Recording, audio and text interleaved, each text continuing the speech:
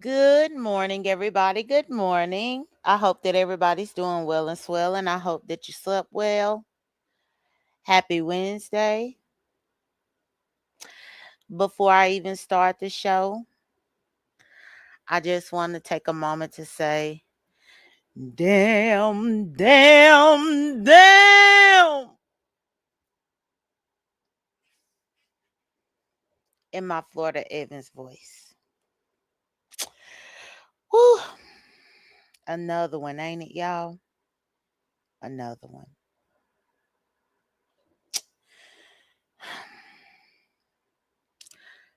Good morning to Bay Member. Good morning to CMAC TV. Good morning to Dion. Good morning to Ray Triggs. Ray Triggs, is this your right channel? Why in the hell you don't have your wrench on this channel? Damn, damn, damn. Ray Triggs don't have his wrench. Oh, now he got it. Look, y'all, I saw this Ray Triggs. I saw this Ray Triggs drop down and I had to say, damn, damn, damn. Y'all, what? Child, I don't even know where to begin with y'all. But, the show must go on. I feel like I'm tired of these types of verdicts. I definitely did go to bed with that up on my mind and just laid awake just thinking about it and everything and just like, oh my goodness. Oh my goodness. How many times do we have to see verdicts like this and just be like, oh my goodness, or just have a knot in your stomach, or just have a feeling of disgust? How many times? And then I just wonder, I guess I'm just gonna jump right up into the mess. I'm not really gonna you know, start with anything current because I mean this entire live is pretty much current. But I was listening to Pizarro's briefly, the little bit that I did peek up in there about. And I heard them up on the panel kept saying, oh no, we can't do this. That's what they want us to do. That's what they want us to do. We can't riot. That's what they want us to do. We can't take to the streets. That's what they want us to do. And I'm thinking to myself, how long is it going to take for us to not do what they want us to do? I guess I'm just like, okay, well, if they want us to do it, then they going to have to fuck around and find out. And it's as unfortunate as it is, y'all, Austin had to fuck around and find out. And that's the bottom line. And it really got me to thinking because let me just go to this picture that I saw circulating yesterday. Good morning to Dion. Oh, you said in your Tracy voice you sick of it. Yeah, me too. I gotta go to this picture that I saw floating around yesterday. I really gotta put this one up. And y'all, I guess this just where I am with it. This picture right here is just it describes it all. The caption says, here's a visual for those confused about why some people are frustrated with how the justice system works in this country. Only one of these people was convicted.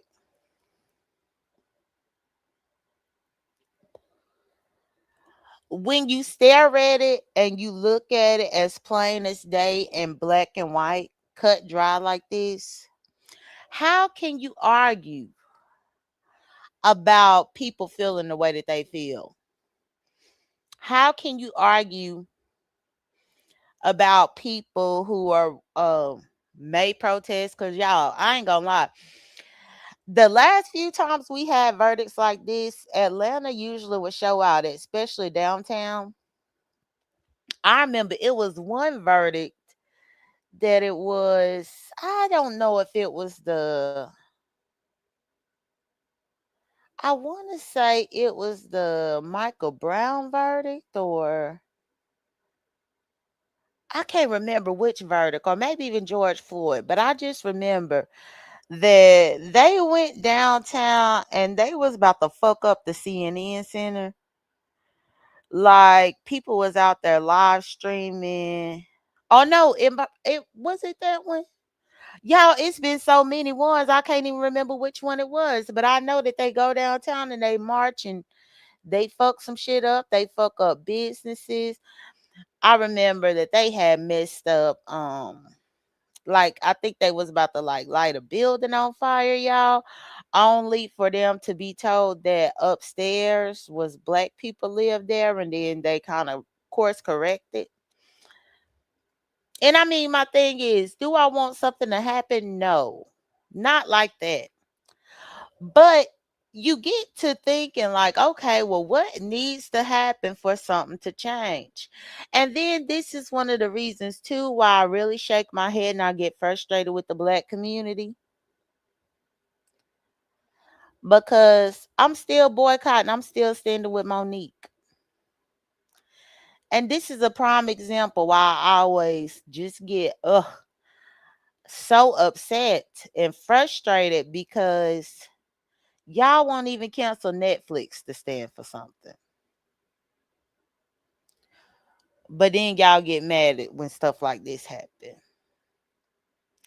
When Monique first came out here and was talking about how she was being underpaid as a black American woman, as an Oscar winning actress, black woman, when she talked about how she was getting underpaid and how they were paying the men more than her, and specifically paying white comedians more than her, and they didn't even have an Oscar in their name. They didn't even have that on their resume. But she was being underpaid. Y'all, I canceled my Netflix immediately. I didn't even have to think twice about it. And I remember back then there was so many people that was acting like Netflix was the end of the world. Ain't no way they could do that. What? Or heaven forbid you ask black people to stop shopping at a specific store. Old Navy. Oh no, they need Old Navy for their summertime clothes. There's no way they could do that. What? Even as a gay person, which shout out to it being Pride Month, happy Pride Month, y'all. But even as a gay person, I can honestly sit here and tell y'all that it's been almost 20 years since I've eaten Chick-fil-A.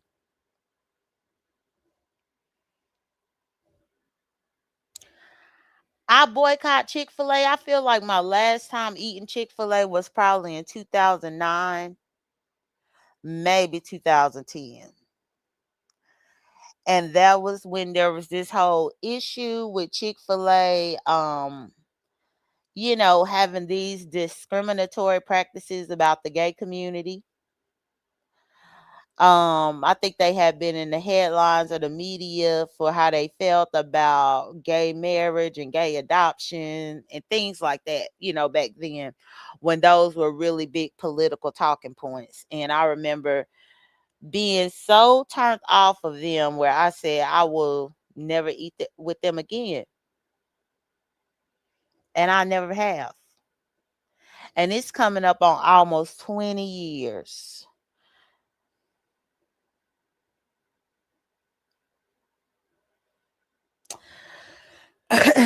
Even with the state of Florida, prior to me even dating somebody in Florida, I had not gone to Florida in years.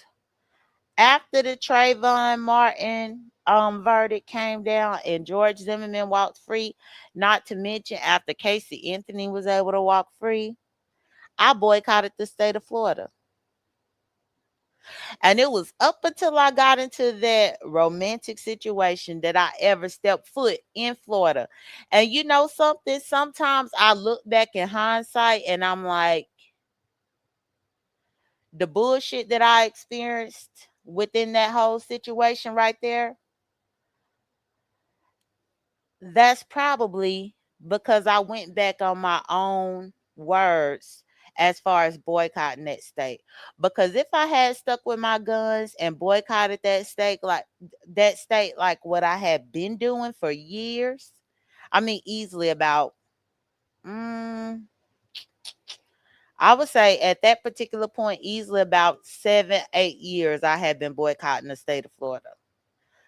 But then I went back on my own stance to get situated up in that mess, only for it to go through the whole legal system in Florida. And I always look back at that and I'm like, well, that's what you get because you should have stuck to your guns and not went there no matter what. You should have not stepped foot there, not even for a piece of puss. But you live and you learn. Good morning to everybody coming in. Good morning to K-Fit. Good morning to Dion. Good morning to C-Mac. Good morning to LaDon member. Good morning to everybody. But y'all, I had not gone to Florida for like 7, 8 years up until I finally went. And to be honest, now that I don't even have a need to go there anymore, since all that legal mess is behind me, I probably am going to go back to my boycott of that state. But when I look around, it's like, well, is it even worth it to boycott a state? Because it's happening in all these states. I mean, because now with this particular verdict that done happen, okay, does that mean that we need to be boycotting Texas too? I mean, so much shit done happen in Texas over there. Hell, do you have to boycott the entire South? What do you have to do? And then I just look at how black people, we won't sacrifice a motherfucking thing to get the job done. But then in these moments, everybody is upset.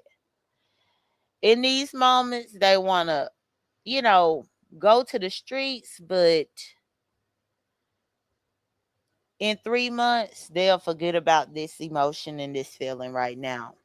Or in 3 months, this emotion will be replaced by another emotion of somebody else. Because, of course, it's going to happen and happen and happen. See, Max said, I don't go to Starbucks because the way they treated those black men several years ago. Yeah, I am like really, really firm on that. And I don't know if it's because of me being born and raised in Mississippi, where like my grandparents and everybody, talked to me about these types of sacrifices that you had to make in the black community in order to get things done. I remember being a little kid, and I told this story before. I remember being a child, y'all, and I remember I had to have been like early elementary school, maybe like second or third grade. And I remember watching the sit-ins and the boycotts and stuff like that, the Montgomery bus boycott and all of this up on television. I remember watching all that as a young kid. And I remember looking in the footage on television, looking to see if my mama was up in the crowd. Child, don't ask me why I was this type of child, but I was. And I would be looking at like the bus boycott footage with Rosa Parks and stuff, looking up in the bus, trying to see if my mama was somewhere on the bus, or like if they was doing a sit-in on television, I'm looking to see if my mama is sitting down at the counter. I remember being mad at my mama because I didn't see her there. And I was a child, y'all. And I remember like giving my mama the solid treatment because I did not see her at the boycotts. And my mama was trying to make me understand that when those things was happening, in many cases she wasn't even born, and if she was born, she was a toddler. But my child's brain could not comprehend the fact that she was not an adult when that stuff was happening, because in my child's mind, I'm thinking, oh well, when Rosa Parks was over here at the bus, you was grown, so you should have been doing all this too, not realizing that my mama was probably at the time of these boycotts and stuff maybe like 2 or 3 years old or something. But I say all that to say I come from a family in which we believed in the power of the boycott, and I just don't understand why my peers don't believe in it, because I've often questioned that, you know, why don't they believe in the power of a boycott? What's good, Rick Reed? Good morning. Why don't they believe in the power of a boycott? Because it's almost like my peers today, they like short-term gratification. They don't look for the long term, they look for the short term.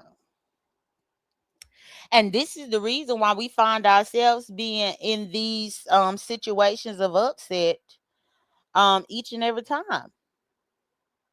This is the reason why.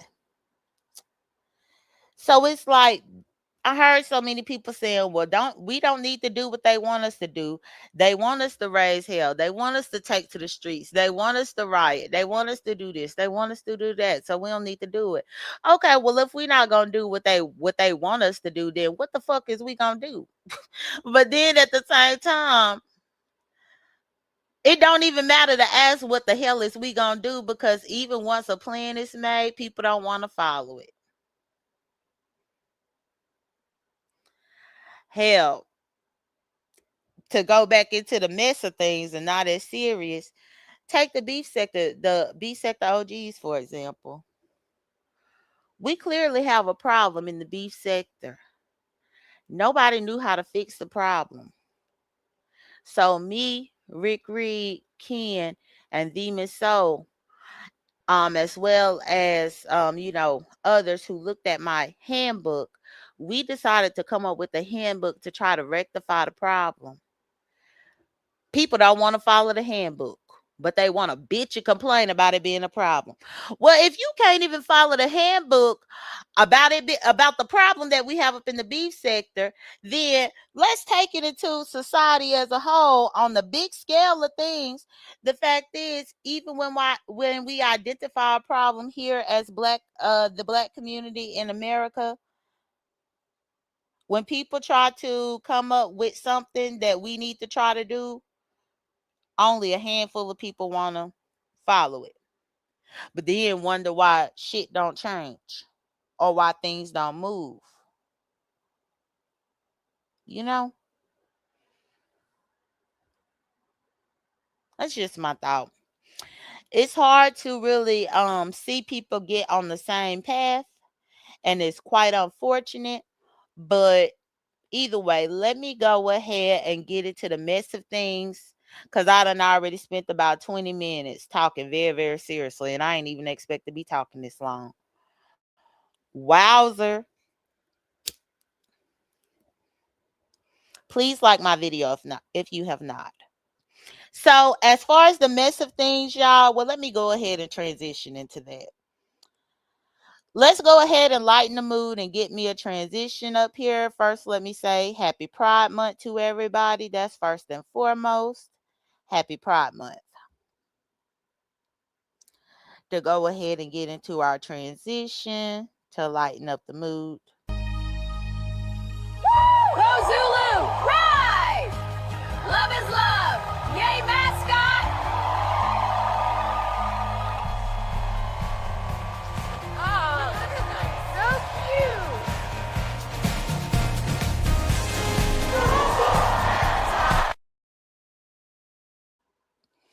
cute! Okay.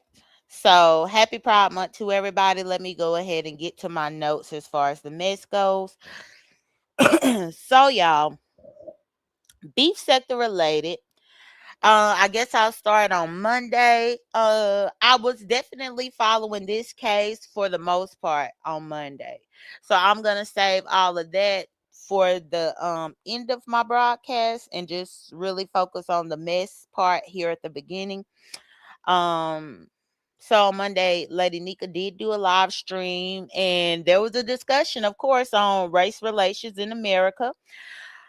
This court case has really shaped a lot of the discussions that we've been having here in the beef sector, and I appreciate that.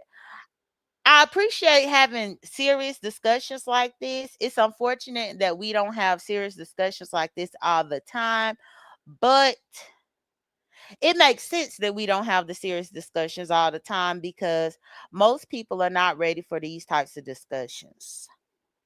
There was a clip that channel NWO posted where K-Fit was debating with Vic Damone over at Lemons about race relations, and K-Fit made some very valid points about how black people just want to be left the fuck alone.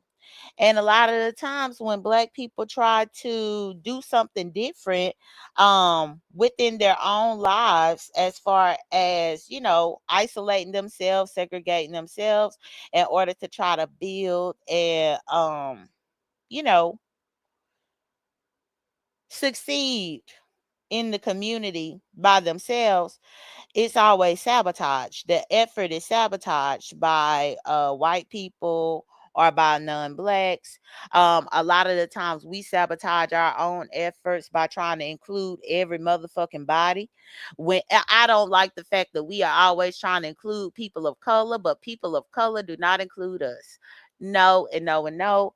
People love to be like, well, people of color, they are descendants of Africa, blah, blah, blah. Well, the people of color don't include us. Case in point, this jury right here, because the jury was not all white. The jury was actually diverse. There was just no black people.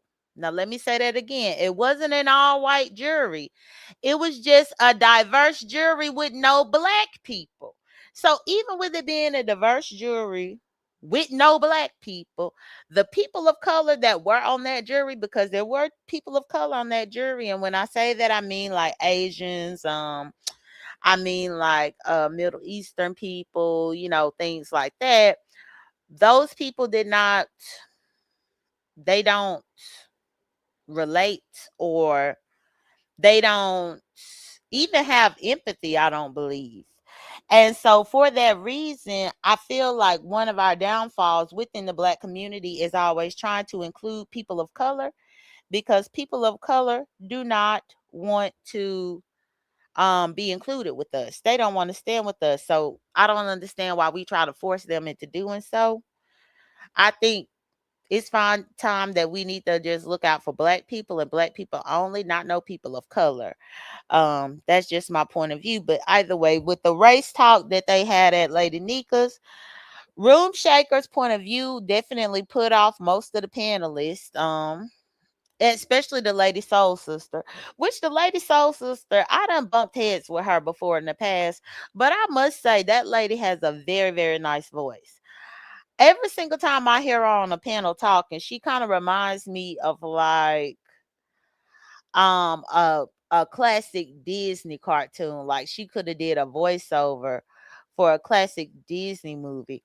I don't know why, but when I hear Soul Sister talk on the panel, her voice is always given like the Rescuers. The Rescuers where they had the two little mice, Bianca and Bernard. When Soul Sister talk, her voice be given Bianca, the little mouse from the Rescuers.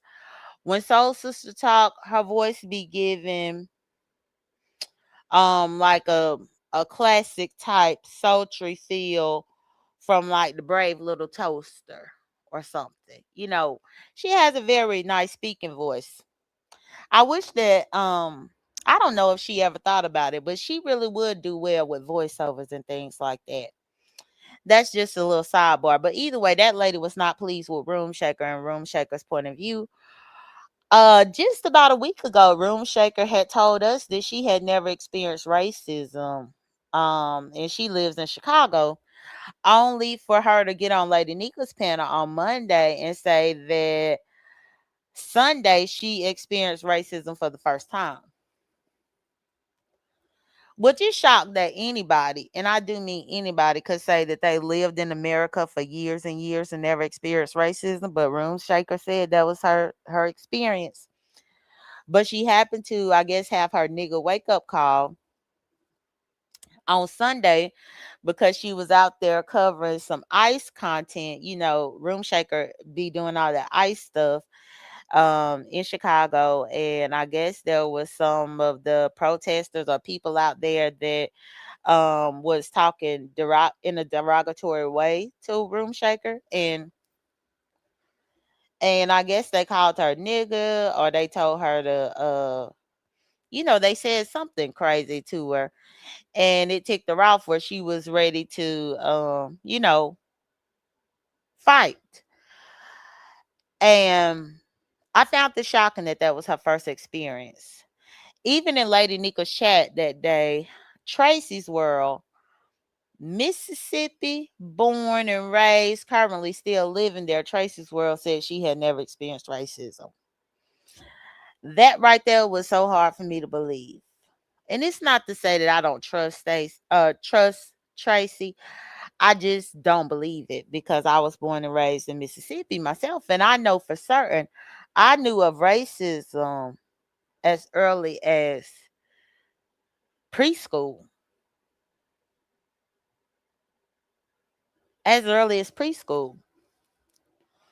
Then it made me wonder, like, if in 2026 black people don't feel like they experience racism because they don't view microaggressions as being racism.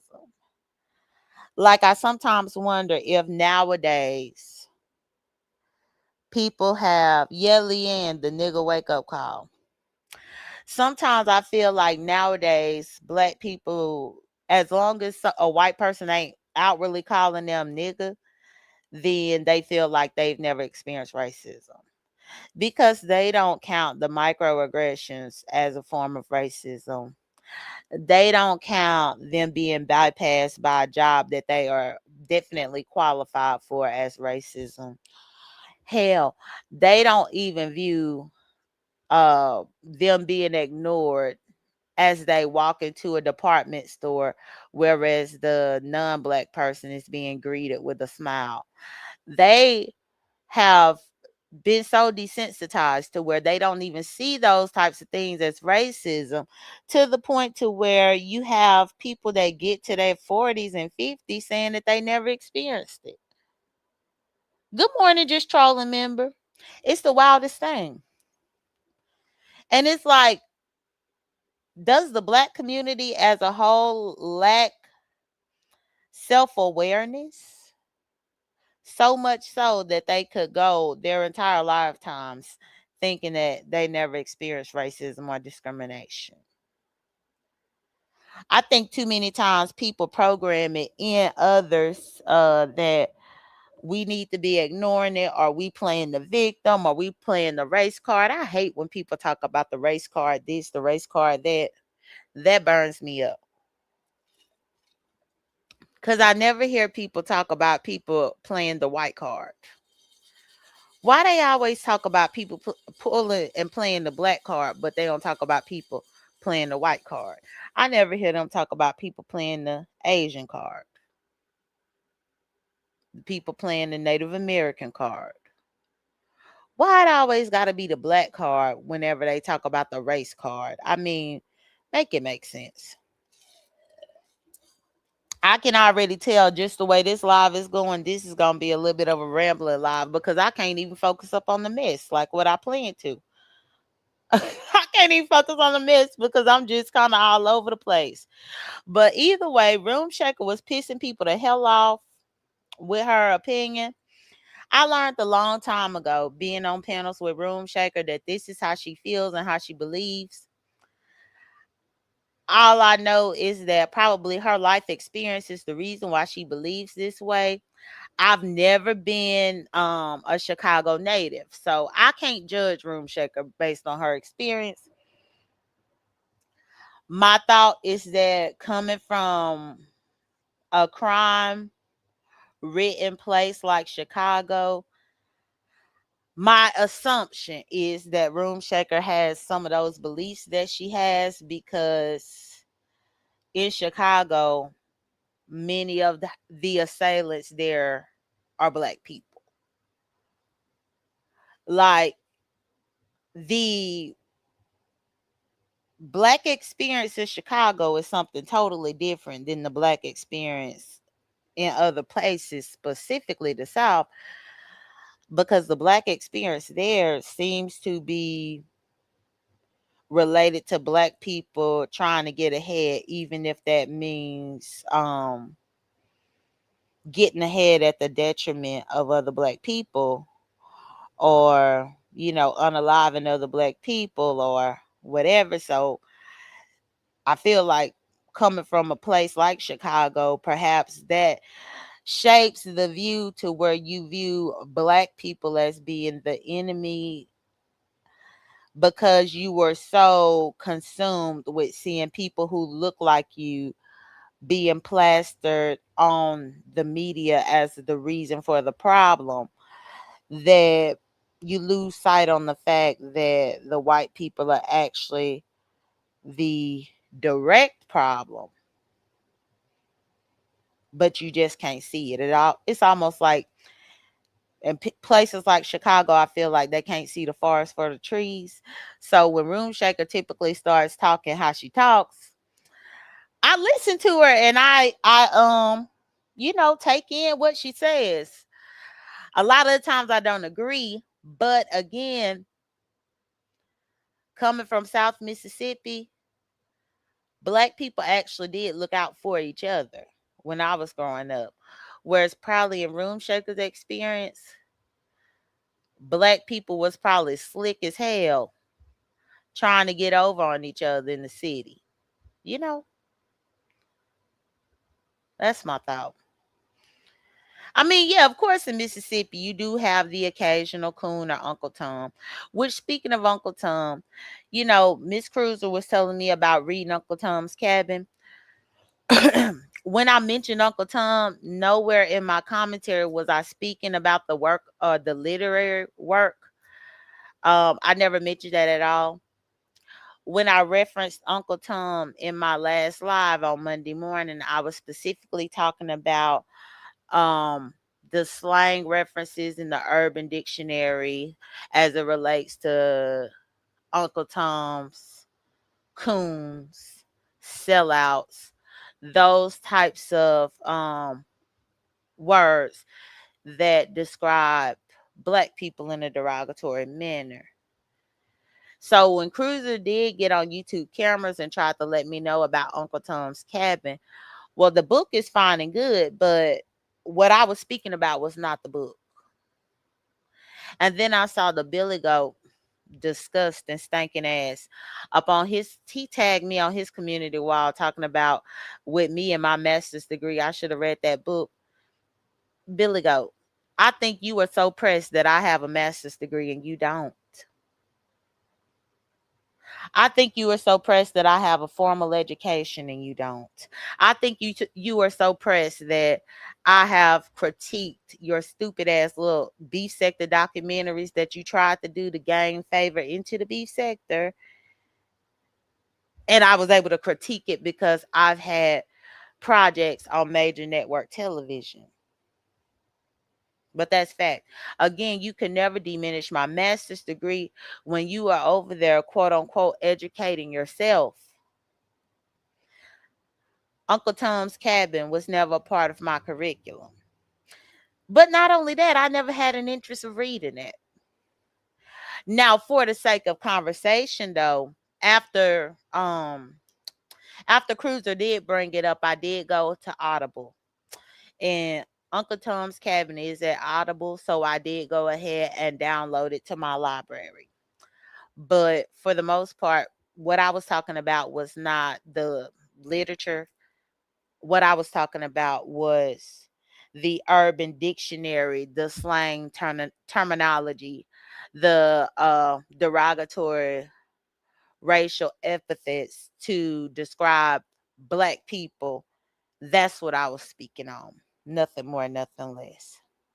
Speaking of the Billy Goat, you definitely have an enemy out here. Why you so busy on your community wall tagging me in stupid ass bullshit? You need to understand that there's somebody out there that's tagging me, Rick, uh, Glitter Boots, and some other people in your shit. So while you obsessed with my MFA, my master's degree, you need to understand that somebody is clearly out to get you because they currently tagged me just yesterday in a post as it relates to your Twitter being up.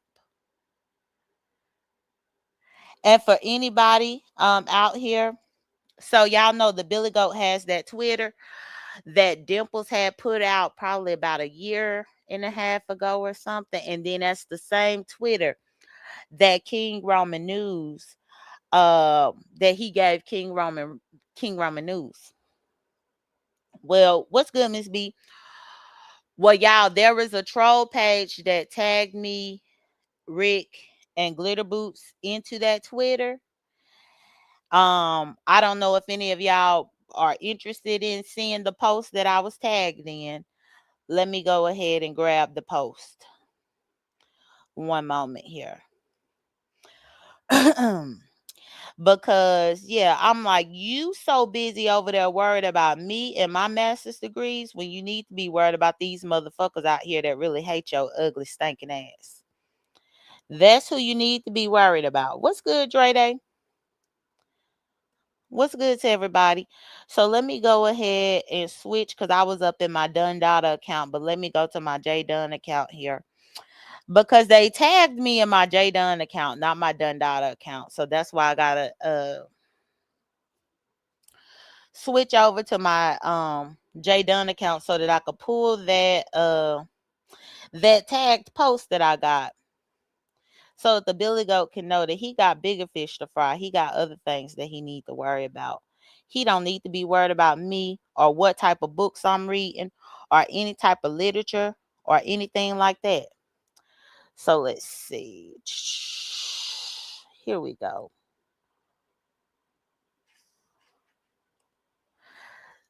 I got so many different things that came up right here.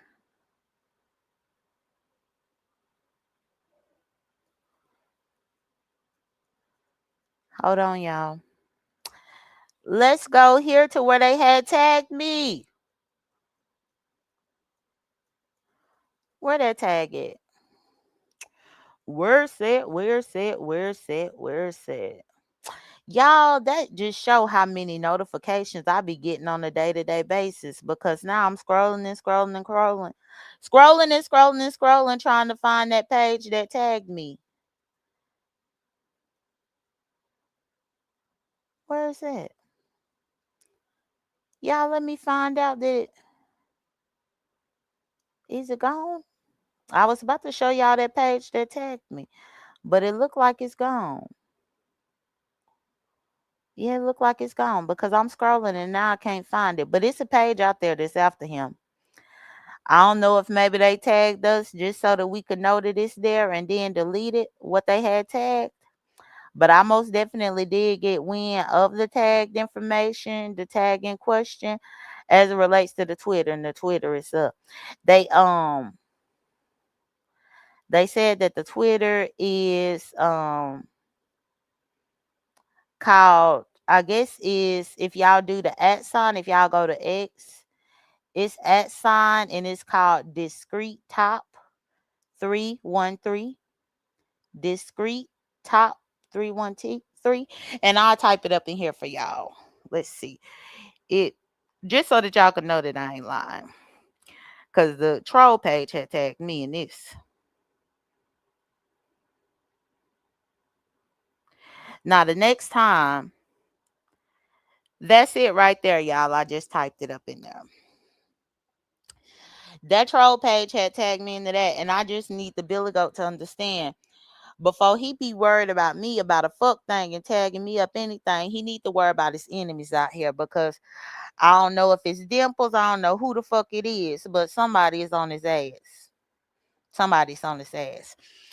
And if he did post people without their permission over there, then some people might be on his ass.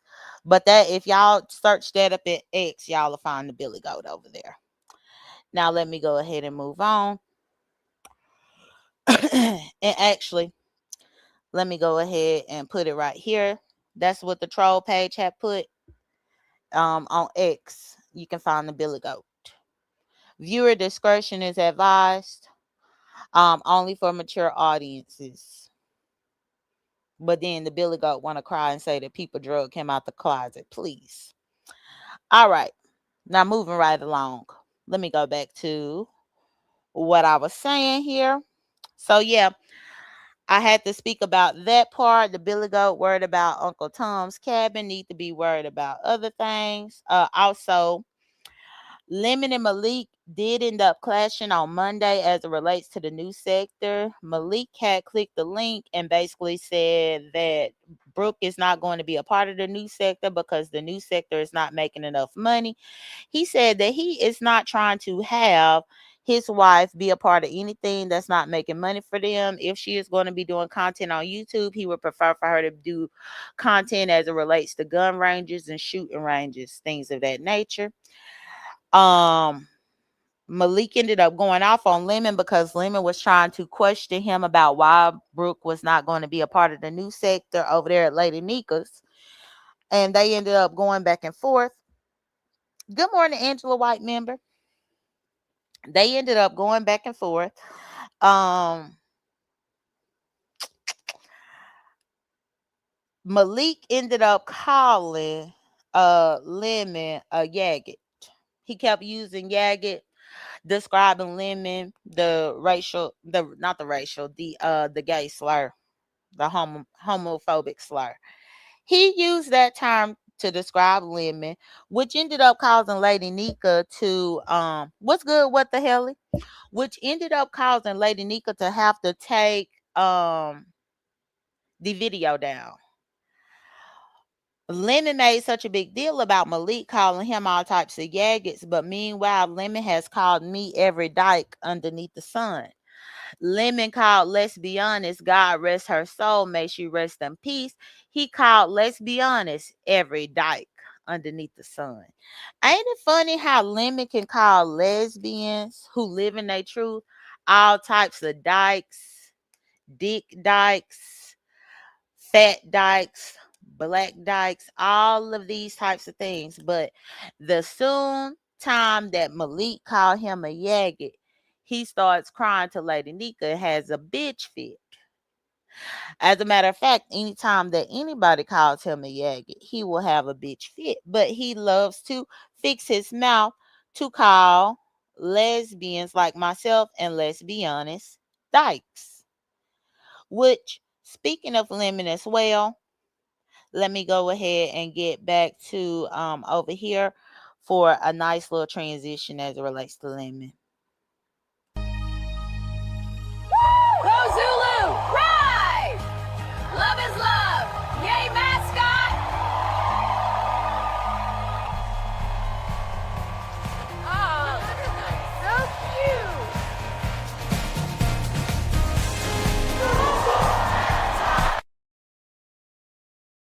Happy Pride to Lemon and the Billy Goat. A special happy Pride to the both of them. And Zulu says happy Pride as well. Now, because I did speak about the Billy Goat as well as Lemon. So yeah, Lemon got offended by Malik. Then also Malik ended up going to Envy's and started raising hell with Jay Wilson over there as it relates to Brooke in the news sector, because Jay Wilson was trying to figure out why Brooke ain't making money on YouTube, because people in the beef sector typically make money on YouTube. I think that Malik thought that that was a slight where Jay Wilson was trying to question their income and the money that they make. And so, oh, you put the Pride Zulu, LaDon. Little Don member. Yeah, I do have those membership emojis up in there for y'all to use. Um, but yeah. So Jay Wilson and Malik ended up going back and forth where they got into a yelling match. Malik was just being well, Jay Wilson was being very shady towards Malik, and that kind of pissed off Malik. So Malik was just kung fu fighting everybody. And it's really unfortunate that Malik spent all Monday evening kung fu fighting people as it relates to Brooke not being a part of the new sector, only for Brooke to drop down yesterday and say that she is going to be a part of the new sector. So it was like, well, what was the point of having Malik fighting everybody on Monday? only for Brooke to still be a part of this sector, say that she gonna do debate content. So Brooke said that she is gonna do debate content as it relates to that. Also, Lemon and Rodney did clash on Lemon's panel Monday night, and that ended up causing Rodney to go live on his own channel on Monday night, and Ness ended up returning. Ness returned and hit Rodney's link, y'all. It seems that Ness had went on her journey for Jesus, but I don't know if she fell short. I don't know if she gave up. I'm not sure what the case was, but after she did so much down talking on the B sector, she decided to dump her Bible, and she dumped her white King Jesus to come crawling back to the very sector of people that she said were all going to hell. So Ness has said that we were all going to hell, we was gonna burn in hell and all this. Um, she felt like she was above all of us, and now she is back. I don't know if maybe when she was in the white Jesus sector, if it wasn't lucrative enough for her. I'm not sure if the white Jesus sector was not, um, you know, taking what she was selling. They wasn't buying what she was selling. And so because they were not buying this Christianity kick that she was on, now she has come back. And so she started talking down on everybody on Rodney. Now, of course, she had to say something about me, which is why I find it so hilarious that when I put my poll up yesterday, it was some random Ness supporter that was underneath my thing that I ended up having to block, because I'm like, if I got you blocked on my J Dunn account, then you damn sure know I don't want to talk to you up on my Dunn Data account. But they ended up leaving me a comment talking about, oh, I should be happy that Ness is back so I could stalk her.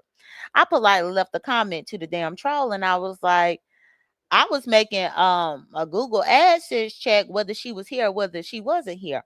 I said, that's the point. That's what y'all don't get. One monkey don't stop no show. One nest don't stop no show. And she is not bigger than the program. I don't need Ness to have a show. And I was able to prove that to y'all at least for the last month or two while she been gone.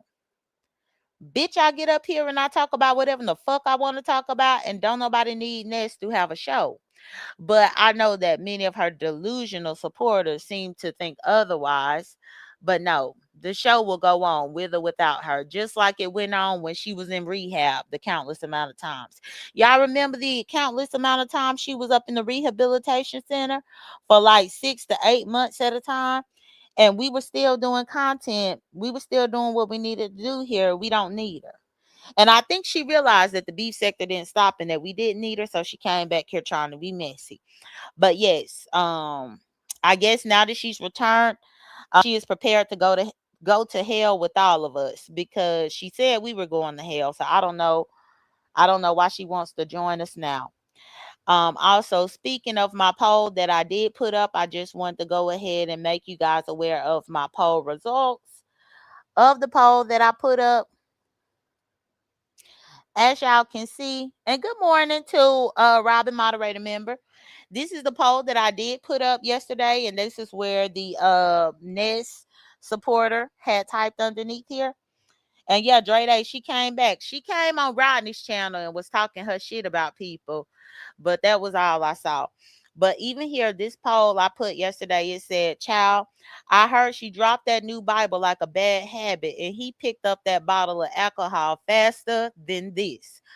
But out of curiosity, which one lasted the longest? The first option was Ness's Christian Walk. Second option was Lemon Sobriety. Option number 3 was Jesus's 40 days and 40 nights fast. And believe it or not, y'all, Jesus won. Believe it or not, when I put this poll up on which one lasted longer, Jesus won. And Jesus peeking over here like, why in the hell you thought I wouldn't win? Of course I was going to win. Of course I was going to win. Not only that, but you have to wonder if Ned's been playing with Jesus about how she left about how she praising and worshiping him, and she done stopped drugs, and she done stopped mushrooms, and she done stopped alcohol for Jesus, and she barely lasted 3 days, and then now she back to her old bullshit. Jesus is watching this. Jesus is watching. And limit every single time you pick up that bottle against your mama's will, Jesus is watching. Your mama is watching, Lemon. Jesus is watching. Speaking of Lemon's mama did he had a hot mic over there at Envy's where Lemon's mama was overheard in the background telling him to clean up because her house was filthy when she got off work and walked up in there. He had not cleaned up because he had been on the manic alcohol binge since the weekend all the way through Monday. And y'all know if she had to come up in the house and tell him to clean up the house, then that also meant that he didn't wash his ass. Hell, I know for certain that Lemon had been up on panel to panel arguing and yelling at people all day yesterday. Then he said that he got off of here, took a nap. As soon as he woke up from his nap, he was back on another panel. Specifically, he was on YouTube Camera's panel, and that's when he ended up fighting with Fake Yaya and cussing out Fake Yaya. He started going blow for blow at Fake Yaya over there at YouTube Cameras. Because Face Yaya had got up there and was asking him if he had been drinking, if he started back drinking. He got offended by that and basically started calling Face Yaya a bunch of black ugly bitch, tar baby, all types of weird ass colorist shit.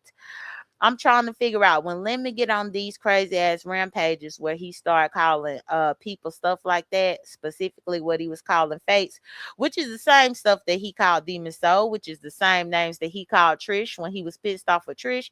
He loved using that type of verbiage when it comes to the dark skinned people up in the sector, but when he uses that terminology, could we consider him a coon? Is that Lemon cooning? What is it? How come it's very clear that Lemon is back on that bottle, but y'all acting like he ain't back on that bottle?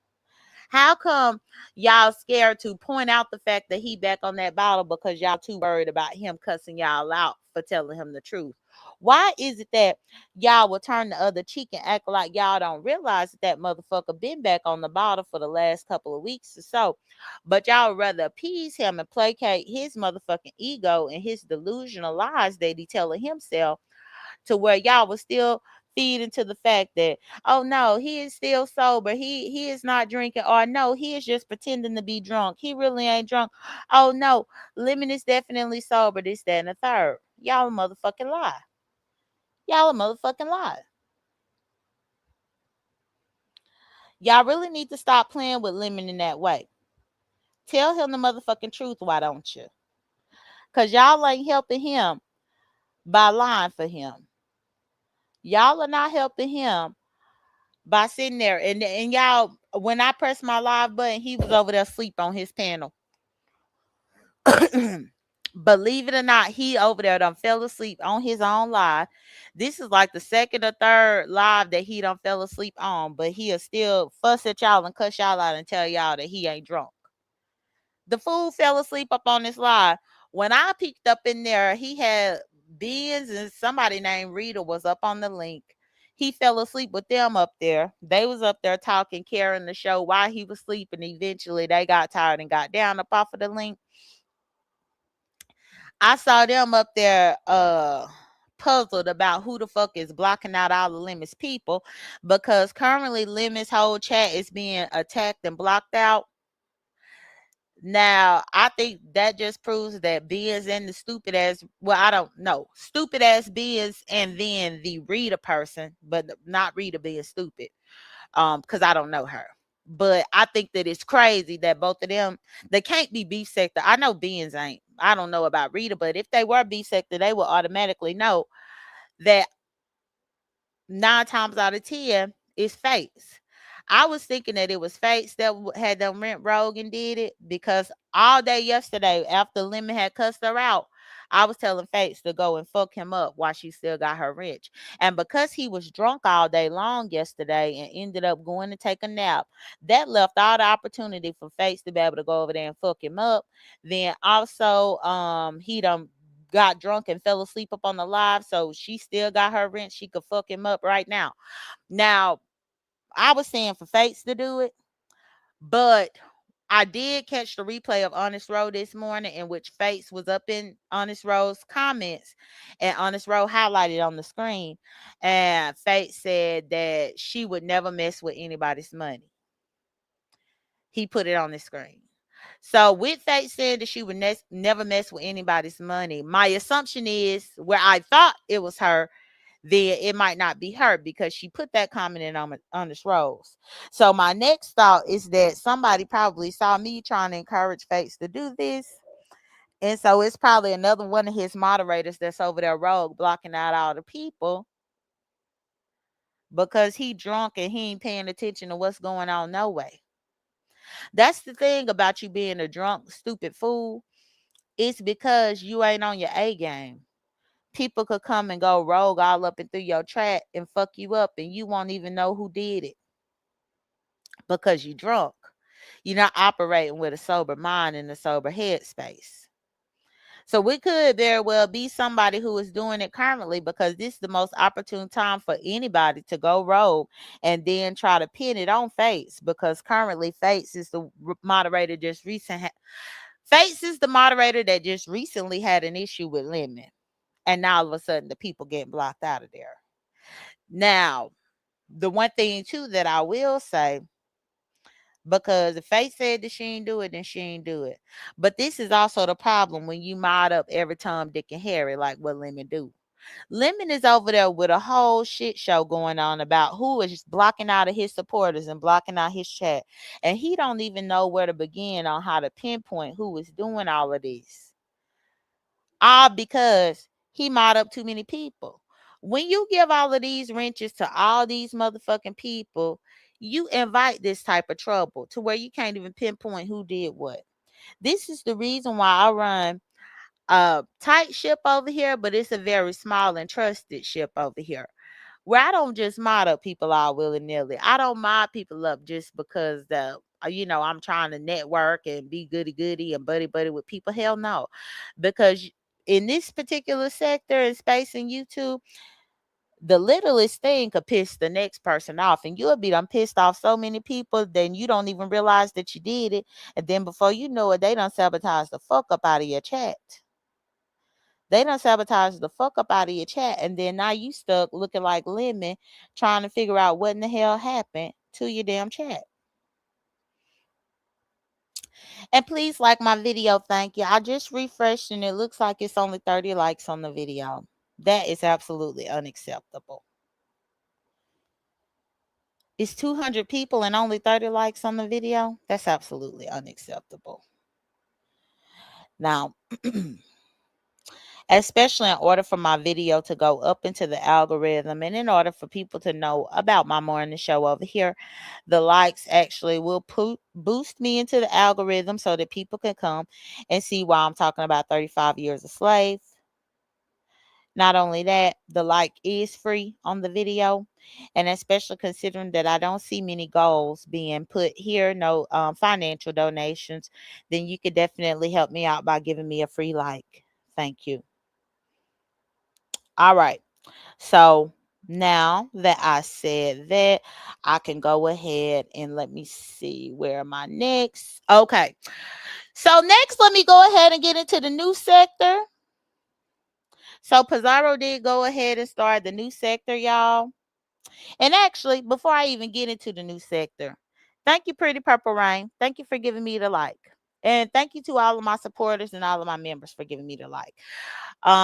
Before I go into my new sector stuff, let me go ahead and find me another transition here.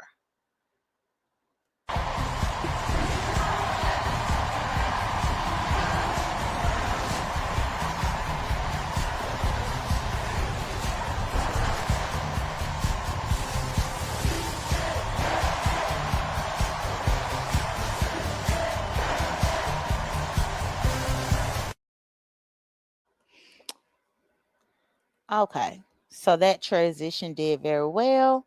So just trolling said, I'm actually proud of Lemon that he lasted this long, but it was never if he starts drinking again, but when he starts back. Gotcha. Yeah, LaDon, the mod stick went rogue. Fates is loved, it could be anybody. Yes. And that's why I was like, for him to do cuss out Fates like that, all willy nilly, I don't know what he was thinking. Cause Fates actually done been down for him. But it was one time before where he had called Fates a bunch of bitches, like what he did yesterday. And Fates didn't talk to that man for a minute after that. It took them a very long time to finally get over that hump. So for him to do it again, that's his second time. So I hope Fates takes heed to the fact that that's his second time doing that to her. And it's clearly how he really feels about her. Otherwise, he wouldn't keep doing it. She was one of the people that would try to give him the benefit of the doubt to a certain degree, but he clearly don't see it for her, or especially not when he is upset. So hopefully, she'll take heed of that and, don't let him treat her like that. But yeah, the new sector. So Pizarro did start the new sector, y'all. It started off a little bit rocky. I guess she had her first stream about the new sector. It was Monday night. Monday night, Pizarro had her new sector live in which she introduced the new sector to the people. And if I'm going to summarize it, she is basically staying in, she didn't really do anything different. She is just encouraging subbies to trust her judgment and become new content creators so that she can help promote them. So essentially, any intels or subbies that have been supporters, she is encouraging them to go live so that new content creators can come about. Which again, she is still encouraging new people, but with this time though, instead of her going getting new people out of different sectors, she's encouraging the new people that have been subbies with us for all this time. She said that she is going to promote them, share them, get their subscriber count up, try to get them on the path to monetization.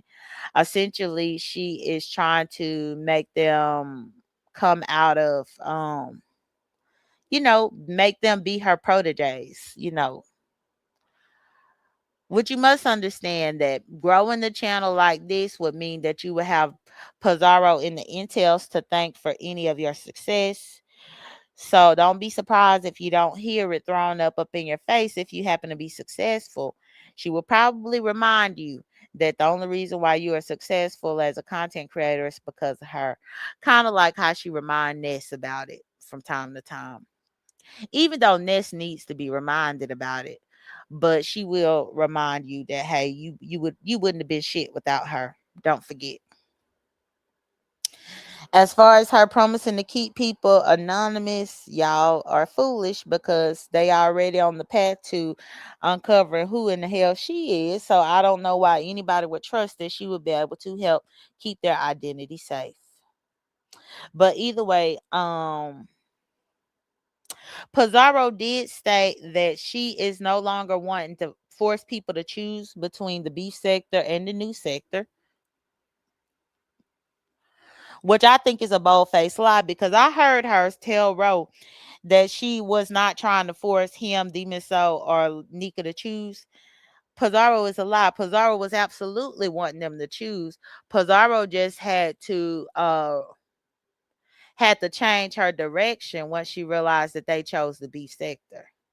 When Pizarro first started this new sector hogwash, she had assumed that Ro was going to drop everything and follow her to that new sector. She assumed that Nika was going to drop everything and follow her to the new sector. She assumed that V Misso was going to drop everything and follow her to the new sector. Only for the three of them to say, well, they're going to stay in the beef sector.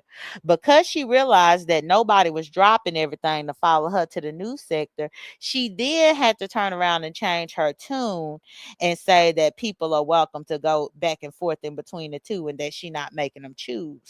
Well, no, you most definitely intended for them to choose. You were just shocked as hell that they didn't choose you and they decided to stay where they were, which I think that's the craziest thing because those three people are monetized. Why in the hell would three monetized content creators who are doing quite well for themselves, where they in the space that they are already in, why would they drop everything and abandon it to go to a new sector with a person like you that's not even monetized. Lady Nika has two monetized platforms over there. The Miso got her monetized platform. And even though Rose Beef Sector platform isn't monetized, bro has a monetized platform outside of the beef sector for his ASMR.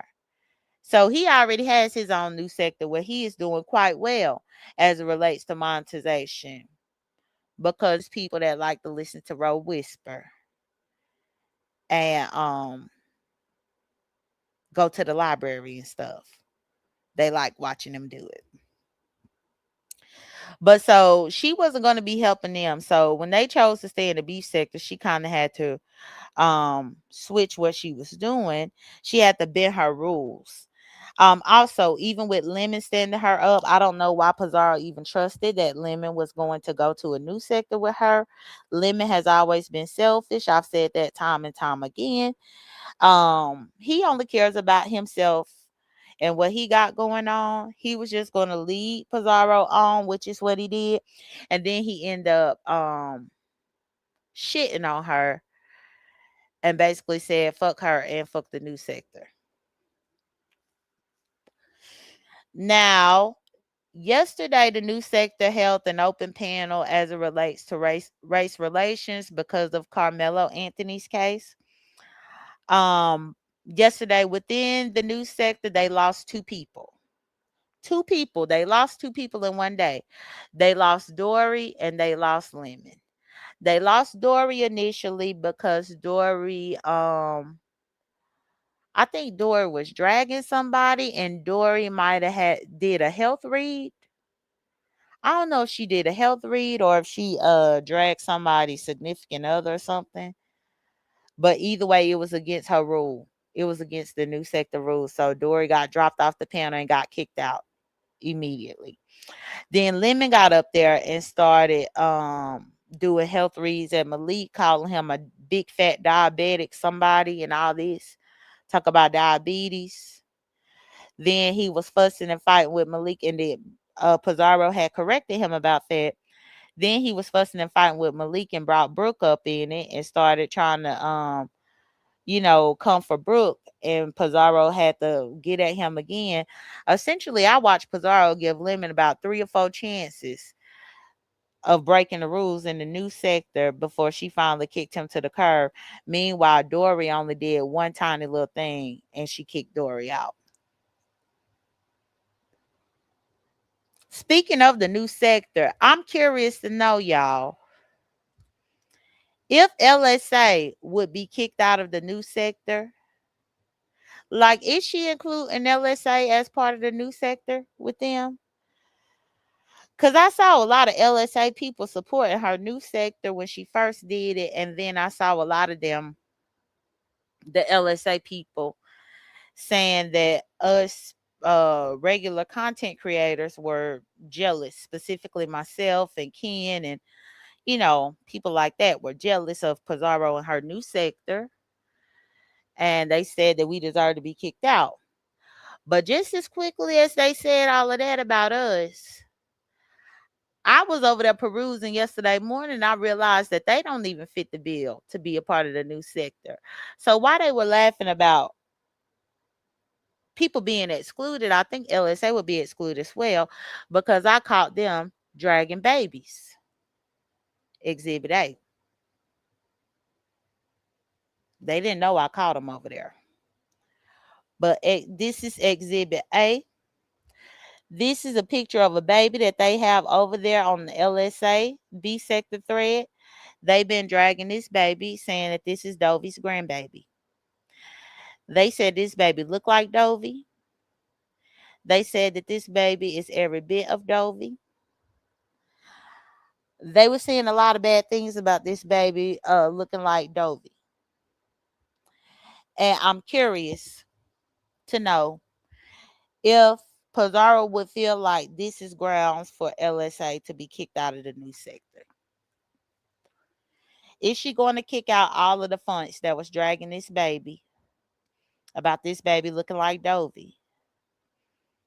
Is she going to kick them out of the new sector? Are they allowed to be apart? Yeah, I don't know where they got this baby from. And I was like, is this really Dovey grandbaby? But then I saw somebody comment and said that they said that this baby went viral on TikTok or something. And because this baby done went viral on other parts of social media, they said that this baby looked just like Dovey, would say this Dovey grandbaby. Because I was about to tell Dovey to go over there. I was about to say, Dovey, they got your grandbaby over there. You better go get them. And I'm like, well, if they got Dovey grandbaby over there, then wouldn't they be breaking the doxing rule where they done dox Dovey grandbaby over there? Do they get kicked out of the new sector? Miss B, I'm serious. Shouldn't they be kicked out of the new sector? The frenemy sector for dragging this baby. Now, why is it that they could perch themselves up on the high horse and call Ken all types of negative names, call me all types of negative names about dragging kids, but I caught them over here dragging this baby? Why the fuck they could be over there and drag babies all willy-nilly all up and through the thread anonymously? This baby don't even look like this baby 6 months old. So y'all over there dragging infants, motherfucking newborns. Y'all over there dragging newborns. But y'all want to have a problem with content creators over here dragging motherfucking elementary school kids and shit. You want to have a problem with content creators dragging middle school kids, but you over there dragging motherfucking infants. Make it make sense, LSA, and do y'all need to be kicked out of the new sector? Pizarro, you need to address this when you come back live because we the people want to know. Good morning, Joyce Goodwin. Good morning, Dobbin. Good morning, everybody. They need to be out of the new sector, and I need her to come in and say something about them. She said something about everybody else. Okay. I had to go ahead and snitch on them about what they was doing over there because if I wouldn't have came here and told y'all, y'all wouldn't have knew. If I didn't come tell y'all, y'all wouldn't have believed it. Y'all wouldn't have knew. Y'all would have think that they over there righteous, that they for the rights and the goods of all people, and that they are absolved, they're innocent and everything. They are right fighters over there on the thread with a cause. And that's not the case. They over there dragging babies. All right. So now that I got them out the way, now we can go ahead and go to my next portion of the show, which is the most somber portion of the show as it relates to this court hearing. Black YouTube storms the courthouse. Let me go ahead and get my visual aid. And please like my video. Thank you. Especially if you didn't know that LSA was over there dragging babies. Definitely like my video. Oh, Smooth Carter, Lipstick Alley. The people on Lipstick Alley was dragging that baby. But you can't I don't think you could flag the lipstick. Smooth Carter ready to go flag Lipstick Alley. Hold on, let me put Smooth Carter comment up here. Lipstick Alley, Smooth Carter was about to come on y'all asses. Smooth Carter was coming for y'all asses, but Smooth Carter, they on a different website. So you can't flag them like how you be flagging people on YouTube. It ain't gonna work. I mean, you could go over there and see if you can flag them, but I don't think it's gonna work like YouTube. But thank you for your concern and good morning. Thank you for the outrage. I appreciate it. Good morning to Black Pearl. Good morning to everybody. But yeah, we're gonna go ahead and go into Black YouTube storming the Capitol. All right. No, it wasn't the sector. Smooth Carter. Smooth Carter said, I thought you was talking about the bum sector. No, not the bum sector. No, I'm talking about the people on Lipstick Alley. No, not them. Okay. So, and good morning, Dreamy Jeannie Blue. So Black YouTube did storm the courthouse, and y'all, I was paying attention to everything left and right. Of course, we ended up getting bad news yesterday, but I'm going to start off with what I saw on Monday. So I will say specifically on Monday, I did see a beef brewing between Queen 88 and Neek at Night.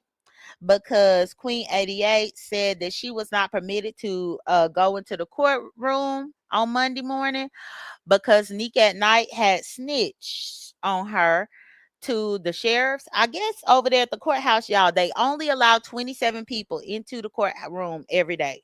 Only 27 people are allowed because they don't have seating for everybody. So it's almost like a sprint, a race to be the first person in line in order to get entry in there, because once they get the 27 people up in there, they close the doors, no more access.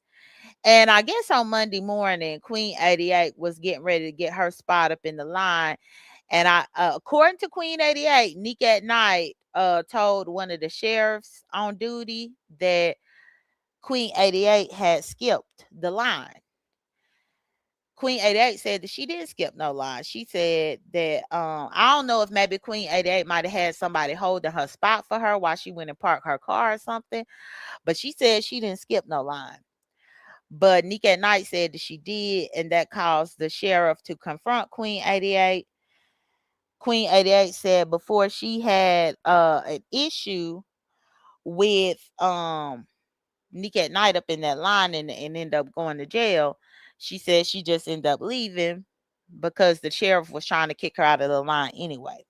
She was pissed off at the fact that Nick at Night had told on her, and she actually was saying that Nick at Night is a snitch, and that's why she wasn't able to go into the courthouse.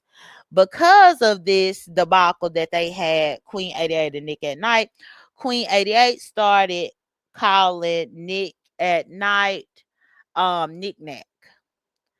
So Queen 88 has already replaced that woman's name. Nick at Night is no longer Nick at Night. Nick at Night is Knick-Knack. So anytime that you tune into one of Queen 88's lives as it relates to this court or anything like that, and you hear her talking about Knick-Knack, she talking about Nick at Night. Now, Nick at Night been paying Queen 88 dust. She ain't really been trying to have no beef or no drama with Queen 88 like that. She been turning the other cheek. But not only that, she haven't really been able to beef with Queen 88 because she got bigger fish to fry. Because when Nick at Night got over there down to the courthouse, it's a white YouTuber slash blogger slash Twitter person named Sarah Fields. And Sarah Fields must be pretty popular in the Texas area. I think she is a Republican. She is affiliated and associated with the Proud Boys. And she ended up making a post as it relates to Nick at Night and Queen Sheba, in which she alleged that they were doing improper journalism. But the fucked up part about it was that, okay, let me, because I got to try to explain it to y'all so y'all could get how egregious it was. So Sarah Field is a white lady. What she did was she made a post. She made the post using Nick at Night's picture, but was referencing in the post Queen Sheba's commentary, or vice versa. I hope y'all follow me. So essentially, she made a post calling the black vlogger inaccurate and a liar and not credible in her reporting abilities. But she used the wrong black woman's picture. This is the reason why Nick at Night got mad. Nick at Night got mad because it's like, well, what are you saying? All black women look alike? Because how are you going to make a defamatory post about my journalism and about how I'm doing journalism, but you using a picture of Queen Sheba? How the fuck you going to defame me and slander me as a journalist covering this case, but you use another black woman's picture, but then you talking about my commentary? So from that point, Nick at Night did a video responding to her. After Nick at Night did that video responding to her, the next day, The Sarah Fields lady, according to Nick at Night, had some Proud Boys show up at the courthouse and was following Nick at Night around. It ended up coming out that Nick at Night was being doxxed on the Facebook page, also on the Twitter page. Her pictures, her government name, her daughter's picture, the school that her daughter goes to, all of this personal information was being plastered between Facebook, X, or Twitter, um, all through social media as it relates to her, was being doxxed. And these men were following her around when she got up in her car. She was seeing pictures of her getting up in her car, leaving court one day, and then the next day is showing up on the website, on the Facebook or whatever. So she realized people was following her. Different cars was following her as she left the court and would follow her, and she would have to go out of the way before she even went back to her hotel room because she didn't want them to know what hotel she was at. All of this ended up happening so bad to the point to where on Sunday, late Sunday night, Nick at Night did a video in which she put Sarah Field on notice. So Sarah Fields is now on notice, and there is a video document where Nick at Night has threatened legal action on Sarah Fields for defamation, slander, as well as putting herself and her daughter, her family, in harm's way by doxing and things like that. So once Nick at Night went back to the court, um, the Proud Boys was there taunting her while she was there, and this is why y'all saw that video circulating of Nick at Night crying, outside up in her car, outside the courthouse. So Nick at Night was crying while she was live. And then the Black Panthers ended up showing up to protect her because the Black Panthers realized that there was these white men, Proud Boys, skinhead type men out there that was taunting her and following her around, giving her ugly looks, saying nasty things to her. So the Black Panthers showed up to surround Nick at Night, to give her protection. It's crazy. Nick at Night was out there doing her journalism, and she was in the middle of reporting on the story, and these random white men would just be snapping pictures of her with a cell phone, and then all of a sudden her picture ended up floating around on a social media site.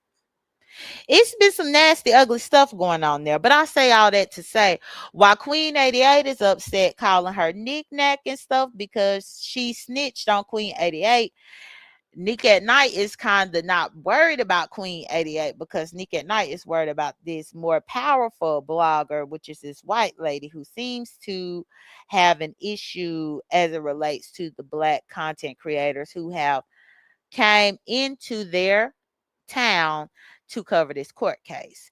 Not to mention, I think that this Sarah Fields lady has been monopolizing the story on social media, in which she has been the person where the viewers online typically go to her for the details about this case. But now that all of these Black vloggers flew in to cover this case, now she can't spin the narrative the way that she typically would spin the narrative. So that's causing a problem to where she is trying to weed out her competition come hell or high water. Nick at Night did try to let the sheriffs and police officers know about all of this stuff that has been happening to her. But when she went to go try to report Sarah Fields and the goons for intimidation and harassment out there, the authorities over there had let her know that Sarah Fields had already reported her for harassment or for intimidation or something. So even though, according to Nick at Night, Sarah Fields has her group of goons that is doing all this harassment of the Black vloggers out there, Sarah Fields went and let the police and the sheriffs know that it's the Black vloggers that's harassing her. So that's another muddy thing that's going on outside of the courthouse that most people are not aware of. Please like my video if you've not. So either way, we get to Monday, the defense present what they're going to present, and they end up finishing their rest really, really soon. Initially, when I heard that the defense had rested so soon, I was assuming that they was resting as soon as they were because they were trying to set everything up for a mistrial. Only for that not to be the case, because it seems like a clear and upfront setup as it relates to this trial. I also want to say that I did tune into Nick at Night's broadcast on Monday night before I went to bed. And Nick at Night was giving all this information as it relates to Sarah Fields and this harassment about the Black Panther Party having to come in and step in to protect her. What's good, Raw? Good morning. And when Nick at Night did do her panel on late Monday night, early Tuesday morning, Miss Parker from the Mo3 sector did end up clicking the link, and she contributed to the panel discussion. She said what she had to say, very short and sweet, and she dropped down. But guess who also clicked the link to contribute to the panel discussion? The B sector's one and only QI Critical Thinking. So QI did decide to click Nick at Night's link to contribute to the discussion over there as it relates to this case. And again, this was late Monday night, early Tuesday morning. I have to say I'm proud of QI because when she got up there, she didn't overtalk anybody on the panel. She was not interrupting anybody. She waited her chance to speak, and she didn't appear to be drunk. However, the one thing that I have to say where QI kind of fumbled the ball is QI had got up there and told Nick at Night that she had been following the case through Nick at Night and Queen Sheba, and that's where she been getting all her facts.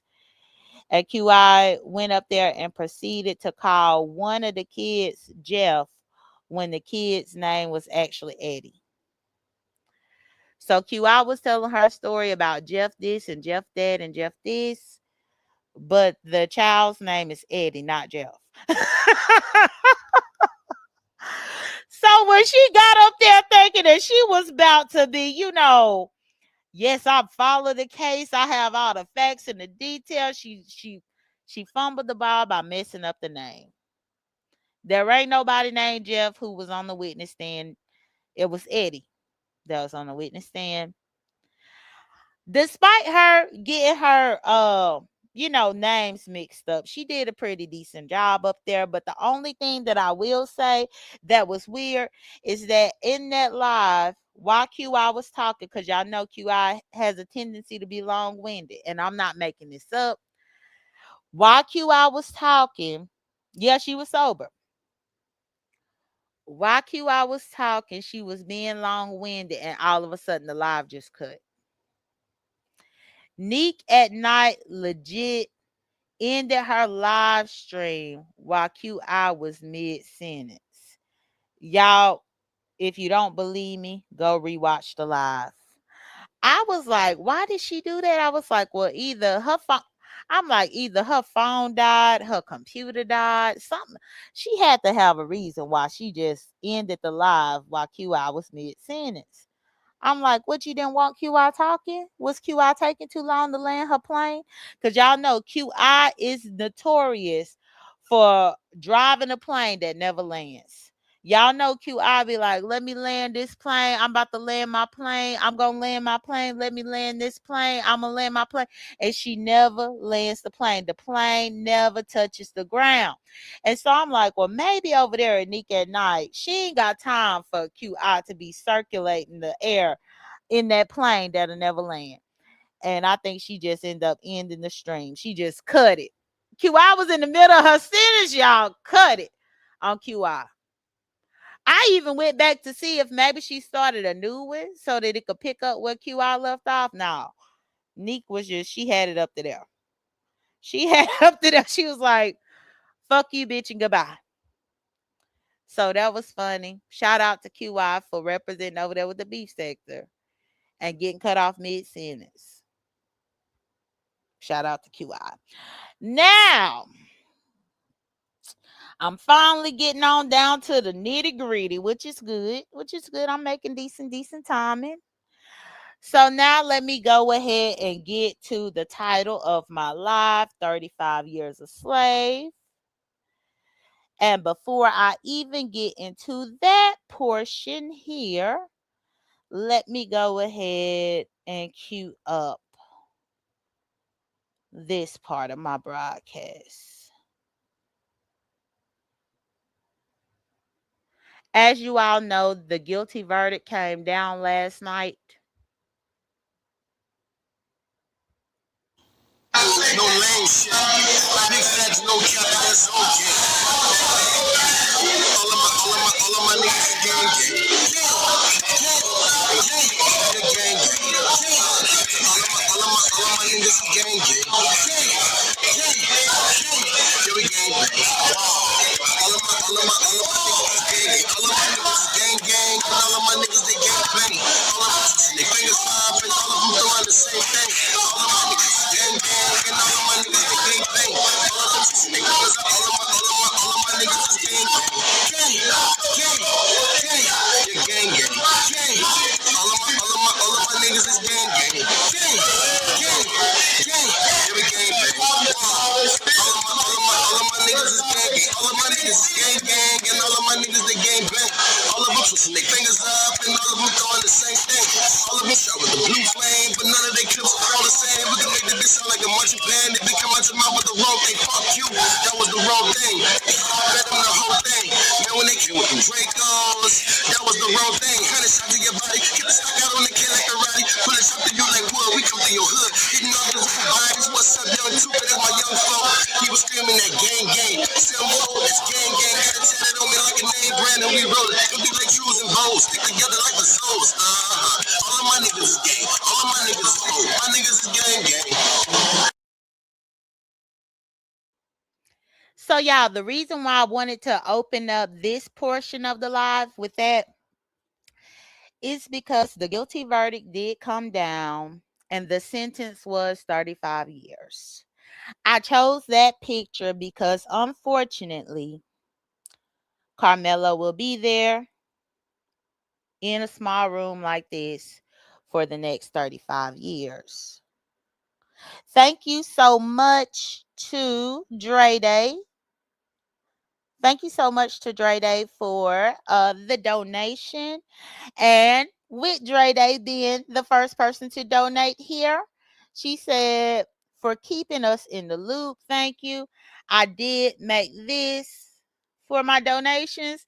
Huge shout out and thank you to Dre Day, Dundada, and the Dunaverse. Thank you so much for the support. Thank you. Your support is greatly appreciated. Stay curious, stay focused, stay hot. Thank you. All right. And let me go ahead and put the donation on the screen. Thank you, Dre Day. Okay. So, unfortunately, because of this sentencing that we saw, this is what we got to anticipate for him to do or have to be for the next 35 years. The reason why I brought that intro in with this picture and I used that clip of music is because as a Black community, we are so resilient. That I just played for y'all was actually audio from a jail. And it was actually audio from a person in jail making music in the lunch hall. Making music by bamming on the table, doing the rap, all of that. You can hear the static of the background of the other inmates, doing whatever they doing up in the loud setting while the person is rapping, while the person is making music. It goes to represent that even whenever a dream is taken away due to incarceration, especially within the Black community, some people are resilient enough to still try to achieve their dreams even behind bars. It also symbolizes, and thank you so much, Demon Soul, for the jewels. Thank you. It also symbolizes the fact that even when we are faced with adversity, we can find music in almost any location and setting, even as far as making music while in the jail, even as far as finding a way to be creative. Unfortunately, when I did the math, Carmelo, after the 35 years, he will be 55 years old getting out.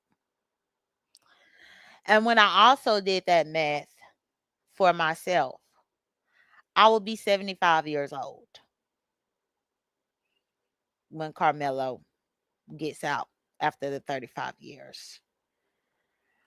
It's such a humbling but devastating thought of that amount of time going by and how much of his adulthood is going to go by, his future.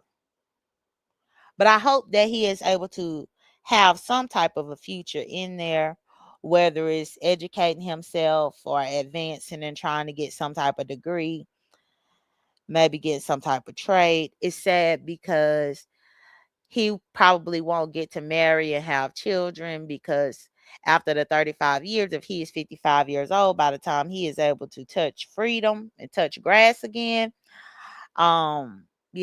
he's going to be almost a senior citizen.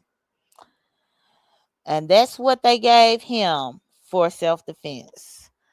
That's what they saw fit to give Carmelo for self-defense. Now, let me go ahead and get into the details of things here. Thank y'all for y'all's patience. Please like the video if y'all have not. So,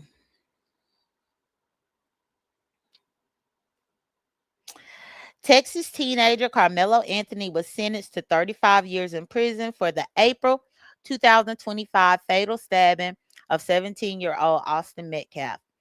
A jury in McKinney, Texas, convicted Anthony, now 19, of murder after rejecting his claims of self-defense during an altercation at a high school track meet in Frisco. The fatal confrontation unfolded when Anthony refused to leave a rival team's tent during a rainy track meet. When Metcalf pushed Anthony, Anthony pulled out a knife and stabbed Metcalf, who died at the scene in the arms of his twin brother. Because Anthony faced a sentencing range of 5 to 99 years, the 35-year penalty concluded the highly publicized murder trial. The reason why I titled this 35 Years a Slave. I titled this 35 Years a Slave, y'all, because that was the first thing the thought that came to my mind was the school to prison pipeline. The school to prison pipeline is something, or it's one of those things that I used to hear about a lot in passing, but I feel like you don't grasp the concept of it until you start growing and maturing, because just the fact that this boy from the age of 17 is now being bussed into the prison system and going to be forced to stay there is unreal. Even one of the things that goes to the whole conspiracy, because I've heard people say that this whole trial was fixed. They said that it was set up. They said that he was not given the benefit of the doubt. And I do want to share this screen right here. So with this particular screen, it says a 17 in a half-year parole eligibility timeline typically applies to individuals serving a 35-year prison sentence, as many jurisdictions require inmates to serve exactly half of their sentence before being considered for parole. In Texas, for example, this specific timeline applies to first-degree murder convictions where a jury hands down a 35-year term. However, being eligible for a parole hearing does not mean an inmate will be automatically released. Key aspects of serving 17.5 years before a parole consideration. Now, the reason why I want to bring this up as far as a conspiracy standpoint, y'all, is don't y'all find it funny that Austin Metcalf was 17 and a half years old at the time of his death, and that the twin brother Hunter was 17 and a half years old at the time of Austin's death, and that they handed down a verdict of 35 years, which is 17 and a half times 2. 17 and a half years times 2. And given the fact that we are speaking on this case as it relates to these twins, just something to think about. What is the odds of his halfway point being the age of the victim here?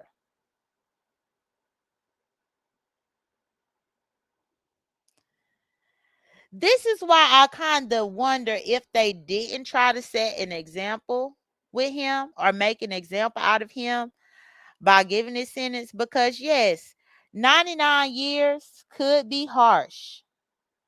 It could be very, very harsh, but 35 years is even more harsh. And when you truly look at this circumstance, they gave 17 and a half years plus 17 and a half years, which is the age of both Hunter and Austin. Add those years together, you get the 35 years. I'm wondering, is that the reason why they came up with 35 years? How did they pick this 35 years?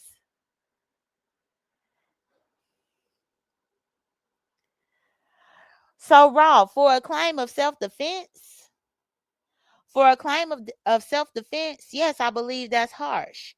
Especially, Raw, given the fact that we've seen these very same self-defense claims, these people went free. These people went free, Raw. So, yes, you damn right 35 years is harsh, considering that these other motherfuckers that claim to be in fear of their lives, that claim to be in fear of their safety, that claim to feel like somebody was about to do harm to them, they walked away scot-free.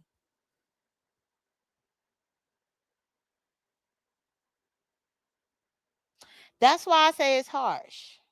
And especially given the fact that at the time of the crime when it was committed, I believe Carmelo was the youngest one in the bunch.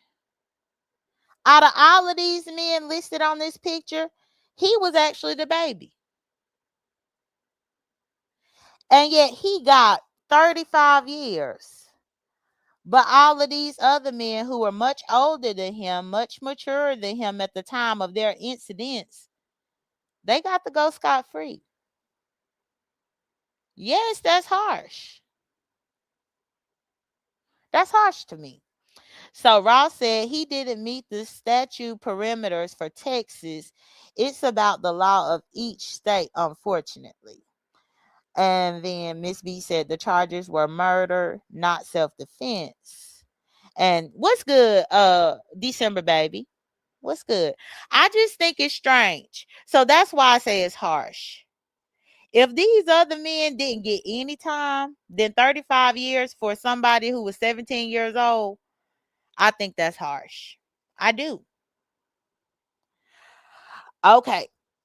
So now let me get back to the school to prison pipeline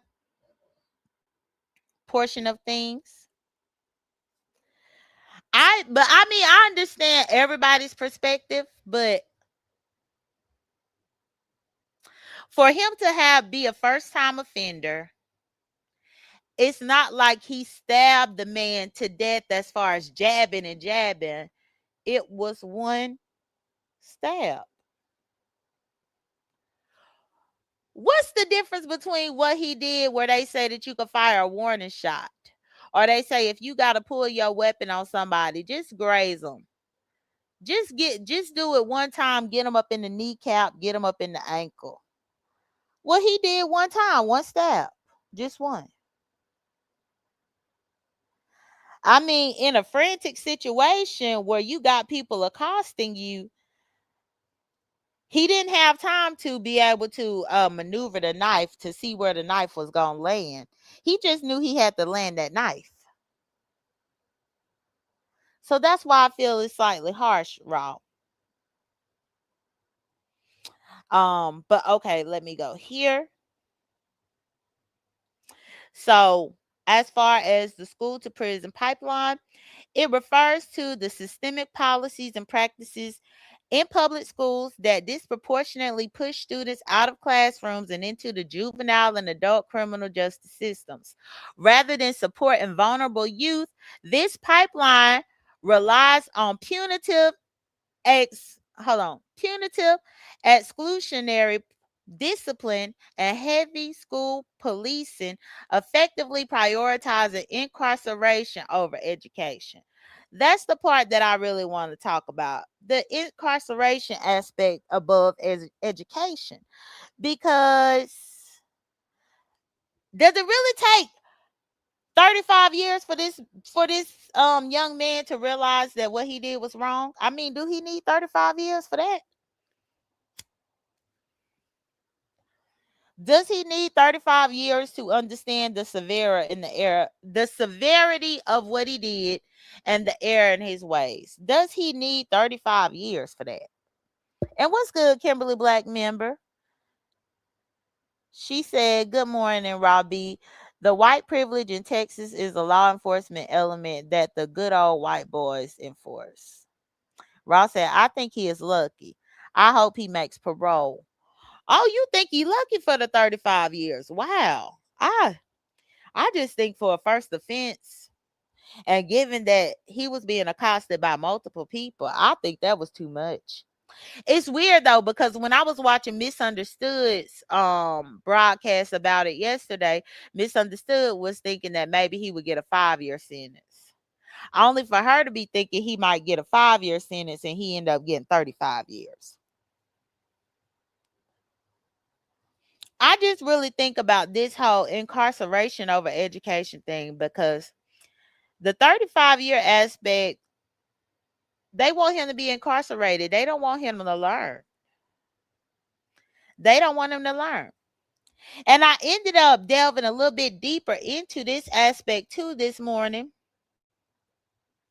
as I was just thinking about everything, just analyzing it from my own perspective, my own point of view. And I ended up coming across as well information as it relates to jail being considered modernized slavery. And here within my search, the statement that jail is modernized slavery touches, my alarm. The statement that jail is modernized slavery touches on a profound and historically grounded debate about mass incarceration and prison labor in the United States. The legal framework, the 13th Amendment loophole, the foundation of this comparison is the 13th Amendment to the U.S. Constitution. While the amendment is celebrated for abolishing chattel slavery, it explicitly includes a loophole known as the punishment clause. The text states neither slavery nor involuntary servitude, except as a punishment for crime whereof the party shall have been duly convicted, shall exist within the United States. Because of this specific wording, forced labor remains legally permitted in American correctional facilities.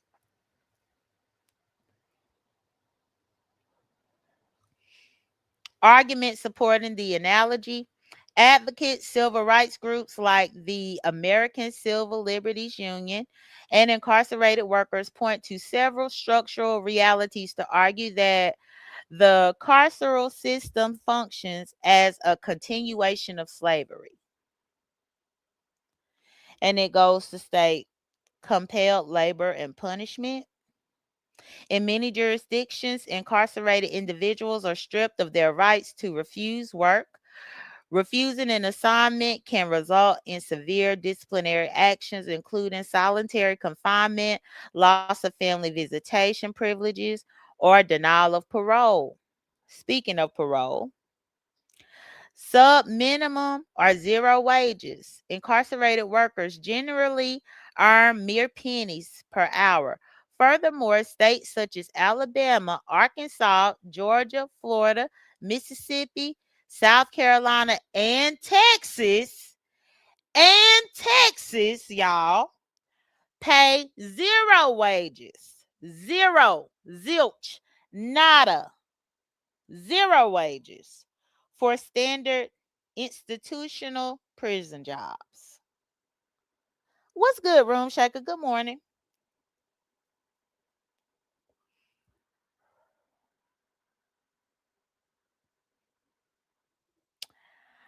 Lack of worker protections. Prison laborers are legally excluded from standard workplace protections. They do not have the right to unionize, are not covered by the Fair Labor Standards Act, and lack standard occupational safety and health regulations. Historical lineage. Following the Civil War, Southern states implemented black codes to criminalize minor actions by Black Americans, feeding them into the convict leasing system. Private companies paid the state to lease these prisoners for grueling labor, establishing a direct historical lineage between antebellum plantations and early American prisons. Racial disparities. Black and Hispanic individuals are disproportionately overrepresented in the U.S. prison population compared to their percentage of the general population.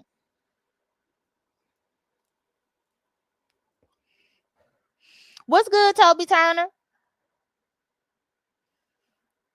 Yeah, I see the chat doing something, y'all, but I can't even focus on the chat because I'm trying to read through this. Y'all, this is a lot.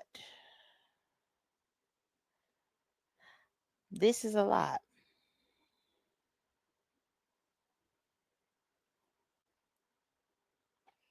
I would definitely say take a look at this because this definitely did come to mind when he went to jail, you know, about it being modernized slavery. He is about to work for free for the next 35 years of his life for defending himself. That's wild.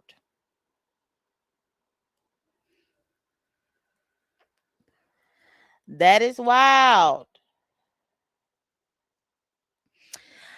Now,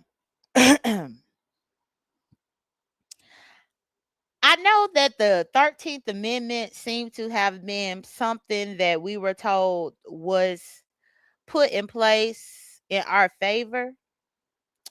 But once we actually learn about these different loopholes in the mix, it does make you wonder if it was even something, in place for us at all. Because I don't think so. Now, one last thing that I did want to cover as it relates to Texas, specifically as it relates to this case, because there was speculation that they were going to use sudden passion um during his sentencing phase, but clearly that didn't happen. That was, not true, clearly, because they didn't end up using it. But I did look up Sudden Passion just to get a little bit more information about it, especially for any of the Texans who subscribe to me or who follow me. Please like the video if y'all have not, because once they found him guilty of first degree murder, there was talks about Sudden Passion as a potential route, and it does state under Texas Penal Code Section 1902, sudden passion is a legal doctrine that allows a jury to reduce a murder sentence during the punishment phase of a trial.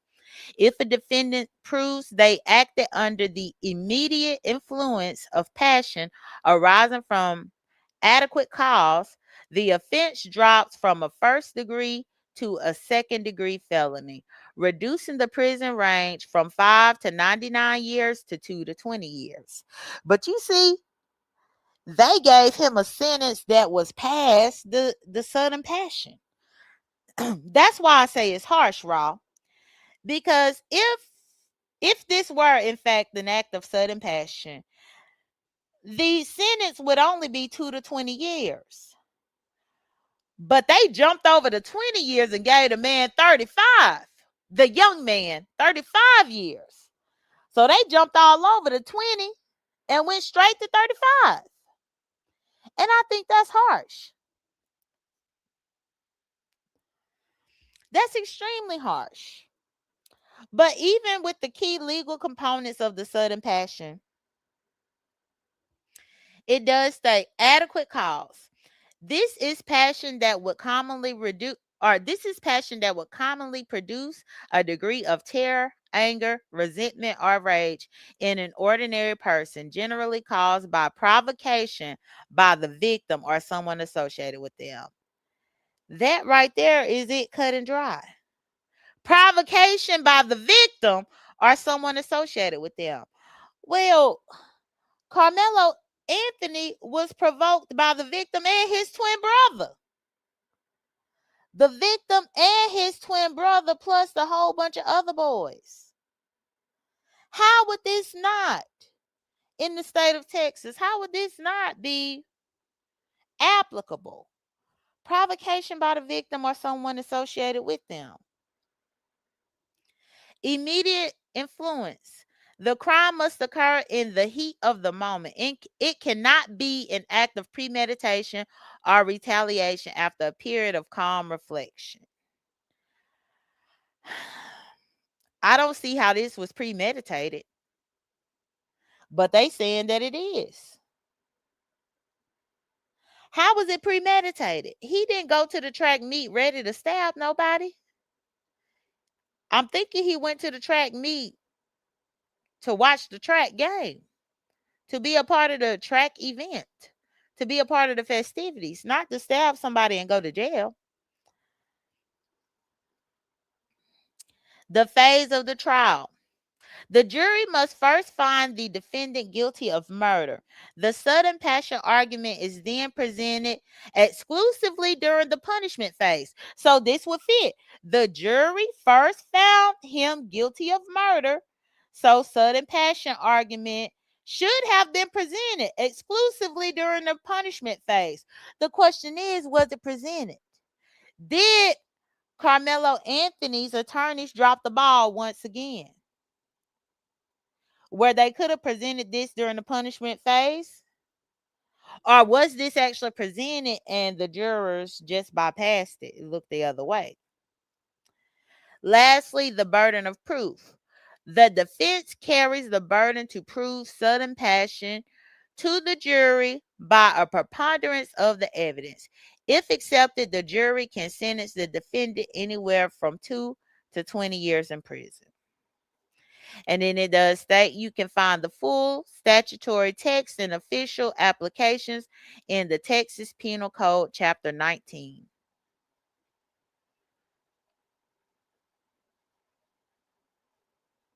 So, yeah, there's that. There's that. Now, Because I'm always curious, trying to, get all of my ducks in a row, I did ponder what other states had this law. So I wanted to share that with y'all as well, and then I'll be concluding my live. So,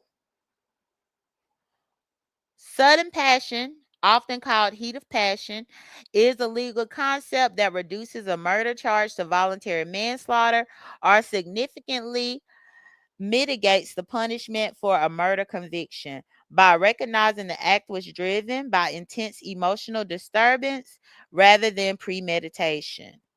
State laws regarding sudden passion are highly localized and fall into two primary categories: states that charge to voluntary manslaughter.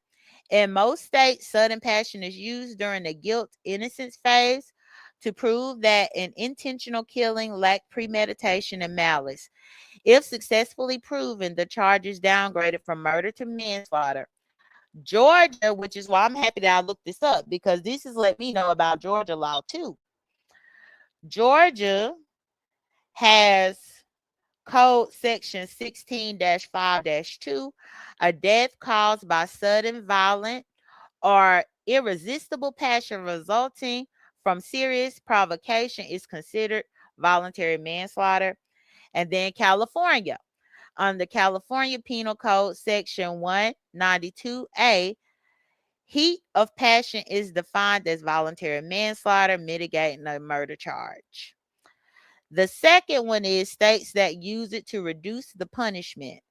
Some states do not allow sudden passion to change the verdict from murder, but allow it to be introduced later to drastically reduce the prison sentence. Texas. Texas, y'all. And please like my video if y'all have not. If y'all learned something new, definitely like my video. Thank you. Instead of a first degree felony carrying up to life in prison, successfully arguing sudden passion during the punishment phase can reduce the offense to a second degree felony, which limits the sentence to a range of 2 to 20 years in prison.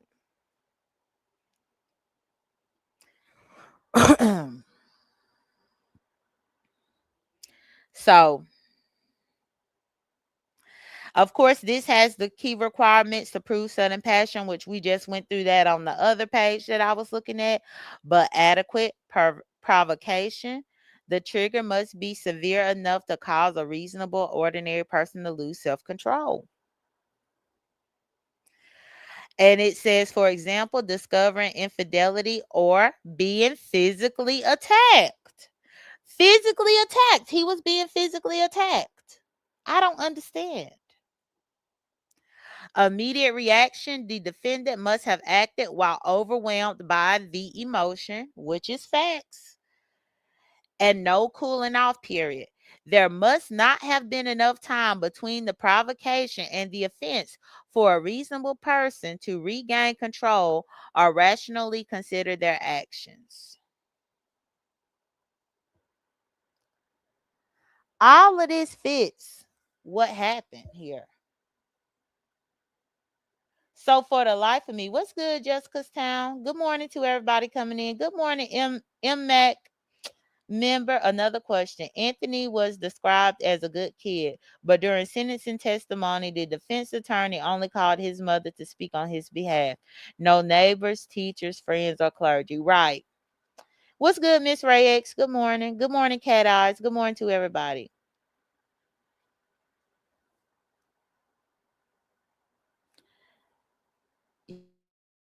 Y'all, it's just baffling, but this also leads to what I've been hearing people saying, where they said that this entire thing was staged, if not set up, where they are saying that there could be some type of conspiracy. Also, I heard that the judge is up for re-election. Even when I was listening to the vloggers, which I think the judge is up for re-election this year, which might explain why he handled this case in the way he did.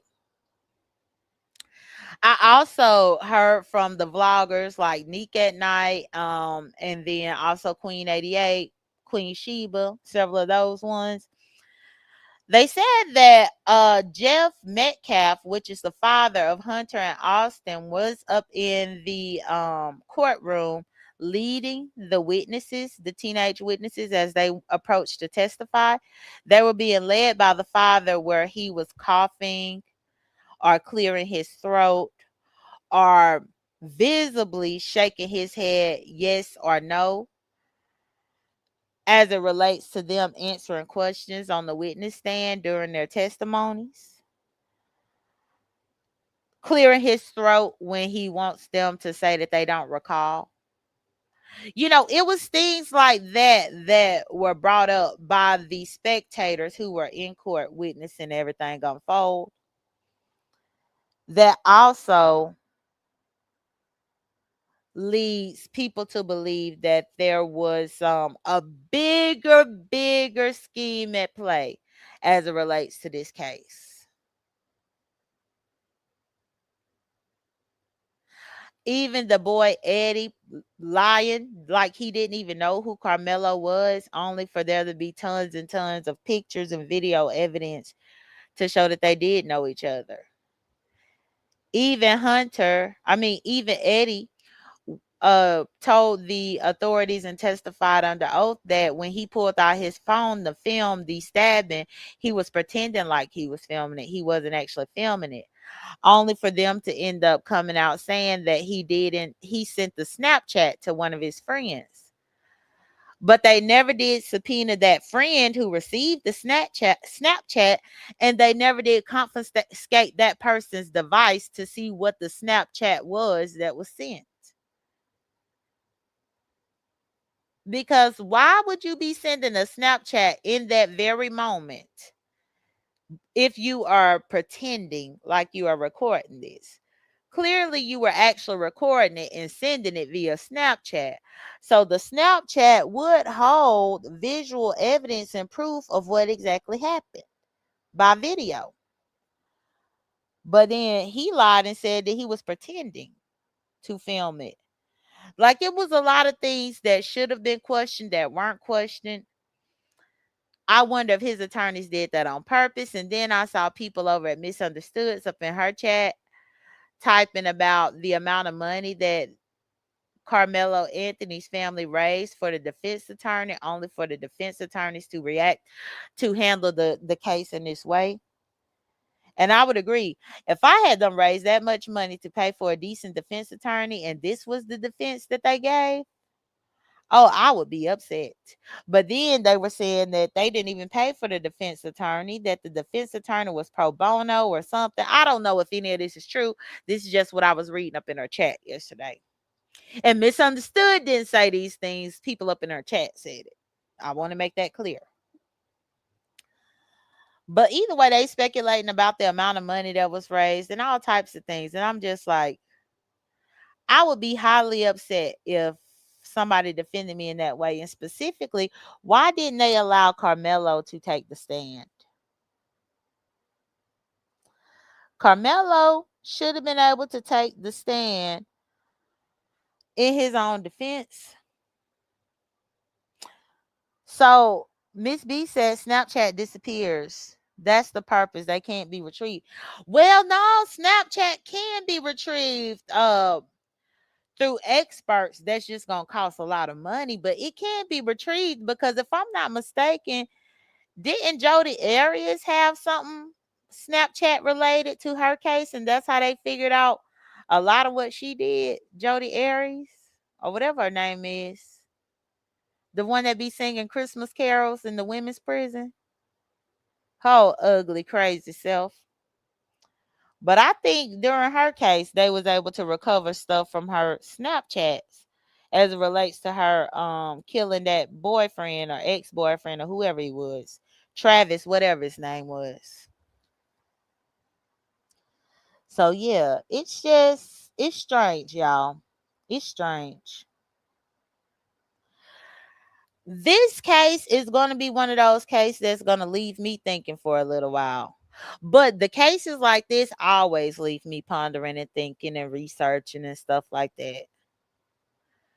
But again, things are not going to change until we decide to change and boycotting something, doing something. But I don't know. But either way, I did get through all of my points with y'all this morning. Y'all, this is a sad situation. It is. And again, another reason why, as a lesbian woman, I am absolutely happy that I do not have kids. Who on earth would want to deal with this?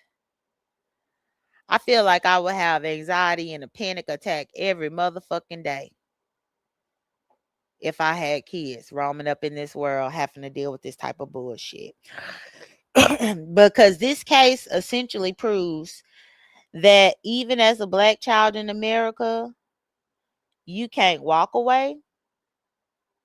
But then even if you walk away, you could be shot in the back. But then if you stay and defend yourself, you can get 35 years in jail. One vlogger that I was looking at did state, she said that she doesn't have kids, but if she had any kids, she would prefer to have her child facing being a defendant in a murder trial than to have her child being found in a gymnasium rolled up dead in a gym mat.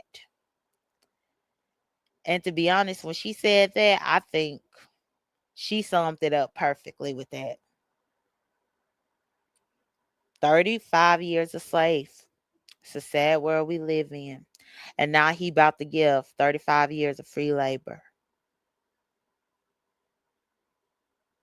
That's all I got for y'all. I appreciate y'all for being here.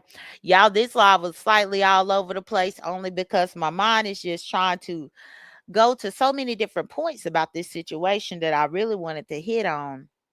And to a certain degree, it's unbelievable that this could be happening once again, but then it's not unbelievable at all.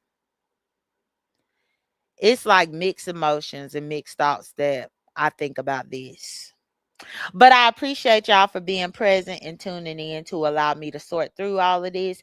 Hopefully, what I presented here helped you be able to sort through some of this as well. Please like the video if y'all have not, and definitely like the video on your way out. I'm about to end this thing. Y'all take care, be blessed, don't stress, and I will holla at y'all later. I can't wait to see what everybody else got to say about this. Bye, y'all.